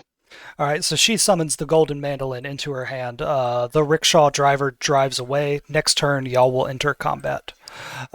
Going back over to Thorgrin. Thorgrin, you have this barely alive assassin. It's that fucking meme of like all the assassins pointing guns at each other in a church, and each of them like thinks they're the final assassin. You have this grappled assassin, or you have this assassin, and he's facing towards the west. You are grappling him, also facing towards the west, but you're behind him. And then behind you is a different assassin that is stabbing you in the side. Thorgrin, you go second here, so the assassins are going to go first. The assassin that you have grappled, the one that looks like Vincent Trench, is going to try to wiggle out of your grapple, so roll a strength check. Ooh, he got an 18. Crit 27. Of course, on my highest roll, you get a critical. You hold him back so hard, and he struggles against it so much that's going to eat up both of his actions. It's now the other assassin's turn, and he's just going to make a normal attack on you now. So he got a 6 plus 8 is a 14. That doesn't hit. He's going to do his second attack, and with that one, it is a 25, so that hits, and he's going to roll a d6 plus 5 for damage. So he got 7 damage. Thorgren, roll a constitution check with advantage. 22. Just a second. Okay, with that 22, you once again shrug off poison, and you hear that man in the mask behind you, the one that stabbed you twice now, go, "By all the gods that bless those who sneak in alleyways, you, my friend, are quite sturdy. Not nimble enough to be an assassin. Damn shame." Thorgren, it's your turn. What do you do? Okay. I have the one guy grappled. Mm-hmm. And then there's a guy behind you. Yeah. You are a Thorgren sandwich between two assassins. I was about to say, can I grapple the other guy too with my legs? No, fuck you. No. I'm not. No. Straight up. Full stop. Like, you ever see Brooklyn Nine-Nine, that scene with Terry Crews? He's got like 3 guys all like pinned down. I'm going for the rare double pin, the double grapple, the DM's nightmare. Thorgren knows Brazilian Jiu-Jitsu, okay? Yeah, I'm just gonna Yeah, he does. absolutely the Okay. fuck not. I'm not opening myself up to that can of worms. No. No, it's all good. All right. Well, Vic. I guess I'm just gonna pull the knife out of Buddy's floppy wrist, and I'm gonna just stab him twice. I got him grappled. I'm just stab. Yeah, the guy that looks like Vincent. Okay. He's gone through enough tonight. He doesn't even resist you pulling it out of his hand. And you would roll your attack with advantage. So go ahead and do that. Go ahead, since you get 2 attacks, just roll both attacks, and then we'll do both of your damage, if that's applicable. Sure. Attack 1 is 17. Jesus. Okay, that hits. Attack 2 is a dirty 20. Actually, hold up. Yep, that first one hits, and the second one also hits. So how much damage did you do to this guy? Let's see. So you said it was a D8 for the dagger? Yes. So I'm hitting twice, so 2d8. Yep. Sam, every time Double strength. Every time Brax attacks, he has to add 8 modifiers to it. Huh? Why? Okay, so 2d8 plus 8 plus 2d6 plus 2. What Thorgren does, okay? I'm a barbarian. I'm the group's muscle. So you got proficiency bonus, strength bonus, rage bonus. And I'm a zealot barbarian, so on my first attack, I also get divine fury, the d6 plus half level. Who's your god again? We mentioned it once. Yeah, so I'm seeing if you remember it. Your god that you definitely picked for character reasons and not for the stat boost. We playing with Scott? Well, no, it just never came back up. I forgot about it. I think it was Bane. No, it was the dwarven god of thieves. Oh, Moradin? Oh, of thieves. I don't know. I believe it started with a T. No, I wasn't. I was worshipping a god of war, not a dwarven god. No, you got this Tempest? confused last. Tempest. Tempest is your god. Or Hextor? Tempest sounds right, yeah. Yeah, I finished, because we found all of this out about Thorgren when he was fighting the Chain Devil, and I just was editing that episode like a month ago. Sam, I put like music and sound effects on that one, on Wicked City 19. I'm really proud of that one. I'll check one out. Is that on Alan's YouTube? It's on my YouTube. Okay. Yeah. My god is Corel Narethian, god of elves. Yeah. I'm never doing music and sound effects again because it's way too much work. Okay. Yeah. How much damage total did you do to this guy for both hits, Thorgren? 18 total. For both hits? No. Like total, like both hits total. Yeah. Sorry, yes. Yes, total 18. Total Both. 18. That seems low for you. Yeah, I rolled 2 and a 4, and then on my Divine Fury I rolled a 1. Oh, okay. That would still put him at over what is necessary for him to be dead, and it puts him way over it. So, like, how would you want to kill this guy on the final blow? Grab the knife, spin him out so he's like exposed in front of me. Mm-hmm. Stab, stab, stab, stab, stab, stab, stab. You just turn him around and like speed shank him, like you're the Flash shanking him. Like as he's going down, I'm still going. And as you stand over that dead, lifeless body, huffing and puffing, the disguise self-spell wears away, and you see an assassin with a mask, just like you saw earlier in the alley today. And you hear from behind you, my, as vicious as a tiger are you not? Incredible.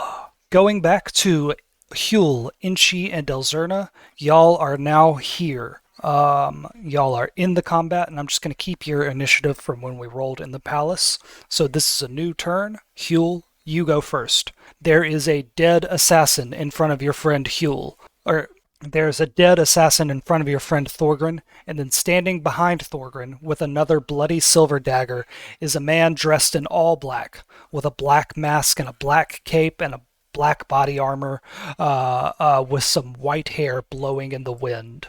Huel, you're standing on the roof across the street. What do you do? I would like to attack this fella, but I'm gonna like kind of jump off the roof with a knife and then stab him. Mm-hmm. Oh, sick. This Just for thematic purposes. You are going to need to make an athletics check. We're gonna make your athletics roll your attack roll, okay? Oh yeah. But because you're going at it, you have the height advantage. I'm going to give you advantage on this roll. Ooh. Okay. 16. With a 16, you're running along. You pull your dagger out. Your clothes they're absorbing the water, but also the sequins and stuff you have on it. Whenever the lightning flashes, you are just a dazzling display of colors, and you leap off the roof as this lightning flashes, and you bring your knife down, and you're sure that you're going to hit this guy right in his shoulder. And when you're about 5 feet away from him, his head tilts and looks in your direction. He takes one step back, and you stab the dirt where he was standing, and you hear him chuckle. Is that your entire turn, Huel?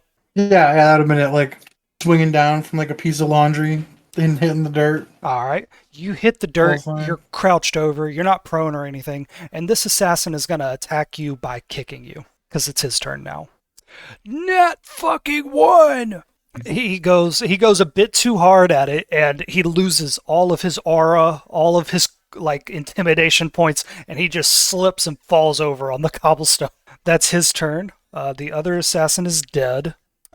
Inchi, it's your turn. What do you do? As you got closer to this commotion, you could tell that this was Thorgrin fighting with 2 assassins. Hey, Thorgrin, it's me, your friend Inchi. Hey, here, I'll stab this guy for you. And Inchi's just gonna run up and try to stab one of them. Insert angry dwarf noises. Yeah, Thorgrin's over here doing his like normal God of War stuff, and you're like, hey, Thorgrin, Thor guy, hey. Yep. And Edgy's gonna just run up and try to stab one of these dudes in the back. He got 18 plus 14. What was your total? Plus 4, so it's a 22. 22. Inchi, that hits. Roll your damage. Which is a D4. I need a D4. It's my damn D&D bag again. That's 4. I forget, did we say if there's a +1 to damage for the blink dagger, or was it just to attack? The blink dagger is a +1 dagger, so it's +1 to attack and damage. Oh, so that's a 5 then. Mm-hmm. All right, you do 5 damage to this assassin. And you should have had advantage on that attack because he was laying down, he was prone, but you hit him anyway. You do damage to him. And Inchi, the strangest thing happens. I think this happened in the palace too, with the assassin in all white. You stab at this person and you cut, you do damage. You can even see blood on your dagger. And then this person turns into white mist and vanishes. And this person can teleport 30 feet away. So, up here on some rooftops on the opposite side of the street from where Huel was, this person teleports up to this roof, and there's a cloud of white fog, and it dissipates, and he's now standing on the roof, clutching his side from where Inchi stabbed him, and he says, "You three think that you own the darkness? I was born in the darkness, molded by the..." And then Elzerna, with the Cannith mandolin in her hand, comes flying through the air and hits him with the Cannith mandolin. Let me look up this. Can I cutting words her to re-roll that? Yes, you can. She also gets advantage because she's above him, because she's flying. Just Kill him, little girl, kill him. put your back into it, Elzerna. She's going to roll with advantage here. Hell yeah. With that 19, he go. says, "I was molded," bing, as this mandolin just hits him across the face. It is going to do 2d4 psychic damage because it played a note, and it can damage people who hear its notes who aren't friendly to it. And then he's going to take a d6 of bludgeoning damage as well. So I'm going to do the psychic damage first. He took 3 damage just from the sound of the Cannith mandolin in his ear, and then he is going to take a d6 of damage, 2. So Elzerna did a total of 5 damage to him, which isn't bad for an 8-year-old level 1 bard. And he goes, Thorgrin, it's your turn. What do you do? Well, I got the guy I was after. So I'm going to pick up the body and yell, "I've got him!" And I'm going to bull rush this assassin. This assassin is 20 feet in the air, standing on the roof of a 2-story house. Well, dang. I got what I was after. Are we leaving or are we fighting? I got my body. I got what we were after. We're good. Bro, don't just min-max kill the guy and then just leave. You Oh gotta no, kill this other that's guy. what I was planning on doing. He's the murderer. I got the murderer. This You're guy. like, I got what I got. I got my body. No, I'm asking. Yeah, If you just guys... leave. I'm asking. Are we running now? I mean, we could try to, get some answers, beat him up. Into the briefcase holding. All right. So This guy, the dead one, another dead body. Yeah, we're adding another dead body.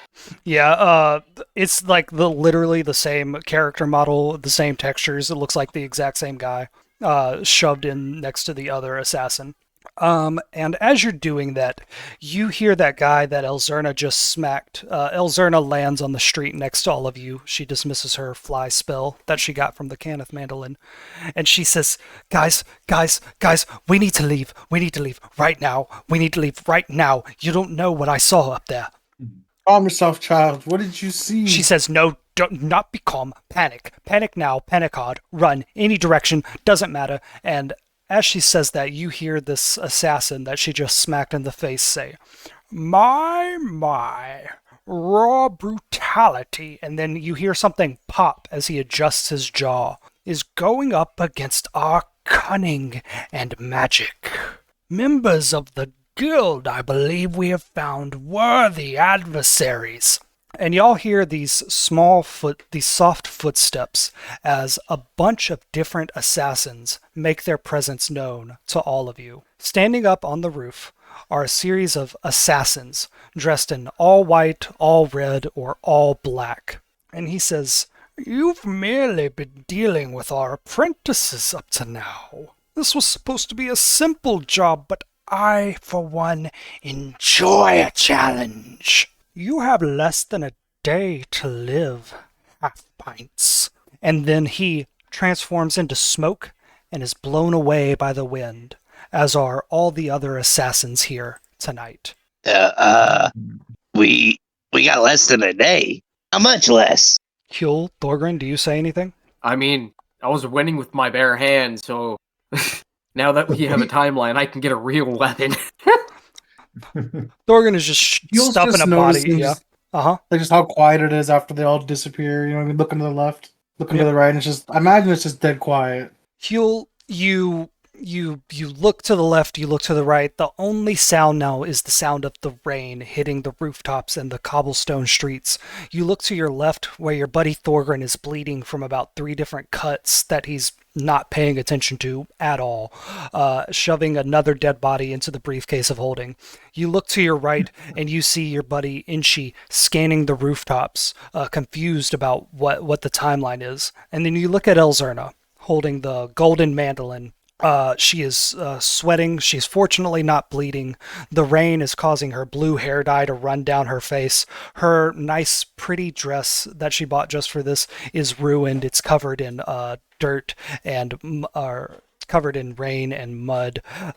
And you wonder what exactly Vincent Trench has dragged all of you into. And that is where we're going to end it for tonight. Alrighty. Yeah. Yep. So because of the clues that y'all found, you know that whatever the Assassin's Guild is doing, it's going to be done within 24 hours. So y'all have a day to infiltrate and eliminate this group of assassins before they kill a bunch more of masked lords. The masked lords they're going after are masked lords that are sympathetic to the people. They're masked lords that introduce jobs like workplace protections, fair pay. They prosecute nobles and guildmasters who bully the common people. They are not in the pocket of noble families. They're not in the pocket of guildmasters.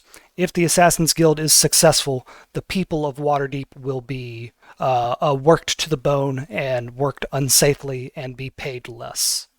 So that is, and Vincent Trench will be accused of murder. So that is what y'all are fighting against. All right. That was really fun. Everybody, I appreciate it very much for y'all showing up today. Hopefully next time we can have a full crew and Sam might even make an actual playable character. Yeah, here's my question to the group. So everyone plays short characters, right? Yeah. It just happened to go that way. Yeah. Right. Yeah, they're called the half pints. Well, we did have that. We did have that one elf dude for a minute. Yeah, and Brax's original character was a human. It was not planned. Like, I literally just noticed one day, like, oh, everyone here is short. Yeah. Well, I was wondering if I should make a short character or if I'm going to be the one asshole who's going to make like a tall character. But Hey, be a Goliath. What's that? Be a Goliath? Yes. That'd be pretty dope. We could still play it like, oh, he's got a half a brain, so he's half a pint. You know, I don't kidding. Yeah, he's just we'll play it right. colored. Mm-hmm. A sneaky rogue Goliath. Yeah. I probably will make a rogue. I mean, yeah, you could do it. You could do it. It's just a little odd sounding, but I guess it could be done. Sam, if you're gonna make a character, I will send you like the one requirement I have, or it's actually 2. So you can be anything in an official 5e book. Literally anything. Waterdeep is to quote unquote progressive city, so you can be anything here and it's fine. All right. You're not gonna get Inchi doesn't get shit for being a goblin unless he does fucked up goblin shit. Right. I do. Yeah. And then the other condition was I want you to have a tie to some kind of criminal network in Waterdeep. Okay. Cool. Mm-hmm. And I'll send you. I'll send you the faction list. Yeah, do that. Nice. I think I have a copy of. It's been a while since I looked through my D&D books, but I do have. Let's say. I mean, they're all kind of old now, but the Sword Coast Adventurers Guide, is that still a relative book that might be handy? Yeah, any 5e book except for like the new 2024 rules. Right. Yeah, I'm not familiar with them, so cool. Yeah. And even though that's still technically 5e for some reason, Hasbro. Hey, hair folk stand at about 3 foot tall. If you want to be a little bunny rabbit. What are they called? Hair folk. Hair folk? That's sick.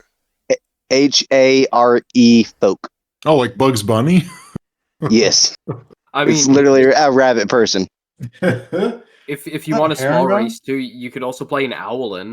Owlin? Ooh. Yeah, they can be medium or small. Yeah, they're literally just miniature owl. That's very cute. Well, they're basically, what are they called? They're Aarakocra, but owls. Oh, okay. Ooh, what if I played a Kenku? And you can you can do small as well. Like that is an option. Right. Okay, interesting. Yeah, I love rogues. They're probably one of my favorite classes in general. Definitely in 5e. Rogues and paladins are my favorites. Yeah, cool. Yeah, I'll come up with something, and I'll probably end up playing soon. I've been meaning to get back into the swing of D&D. I haven't played in a while, so Yeah, man. be fun. Whenever this story arc is an interlude. Whenever it's done, we'll pick back up with the main plot, which I'm calling Part 2 of Wicked City. Now, is Wicked City your own thing, or is it kind of like a mesh between your own thing and Dragon Heist, or did you already do Dragon Heist? This is the Dragon Heist campaign. Okay. Yeah. I only played the beginning of Dragon Heist years and years ago. Yeah. This is 2019. This is significantly different from that. Before, right? Because this is probably going to go on. We didn't get far. Yeah. This story is going to go on for like another 2 sessions, maybe 3 if something happens. All right. And then after that, we'll start Part 2, and I'm going to post a big recap video of Part 1 and all the factions. But it'll be a good time to come in, because they just killed off the Castellanters, so you don't have to worry about them at all. And now the only villains left over is Xanathar and a group of evil bards. Xanathar. Zenny. Who are the evil bards? They are called the Doom Raiders. They have traveled all over Faerun. They're famous adventurers, and they're all multi-class. So there's the lead singer. He's like a level 13 bard, and then there's the drummer who is a level 3. They're a band. Yeah, they're a band. They're a punk band. There's the drummer who's a level 3 bard and like a level 8 barbarian. There's a level 8 cleric, level 3 bard, dwarf woman, and then the 4th member of the band is actually has become a good guy and works with y'all. He's a level 3 bard, level 8 wizard. Interesting. Yes. It's like Sid Vicious, so level 0 bass player, level 20 heroin addict. Yeah. The member of that bard group that joined y'all is a drug addict too. But his thing is fantasy coke, which I call silk root powder. And they only sing what is it? What's the band? My Chemical Romance lyrics. The idea behind them was like, what if I made like a group of like player characters and like they're one of the bad guys. So that's how I play them. Nice. Yeah, I get it. It's I realized the last time I was a DM, the player characters in this edition can be pretty overpowered. I think it kind of depends. Well, that's in quotes. It's kind of supposed to be that way, because it's it's more fun. It's not fun to lose all the time, but it's a very fine line between it being fun and then being ridiculous. But I don't know. That's part of the game. So. Mm-hmm. Speaking of which, you could play a shifter, and you just choose to be 3 foot tall for whatever fuck ass reason. Oh, you could if I played a doppelganger? I was actually just looking at change get his teeth. Don't do that. You'll be a target. So I'll get the brick.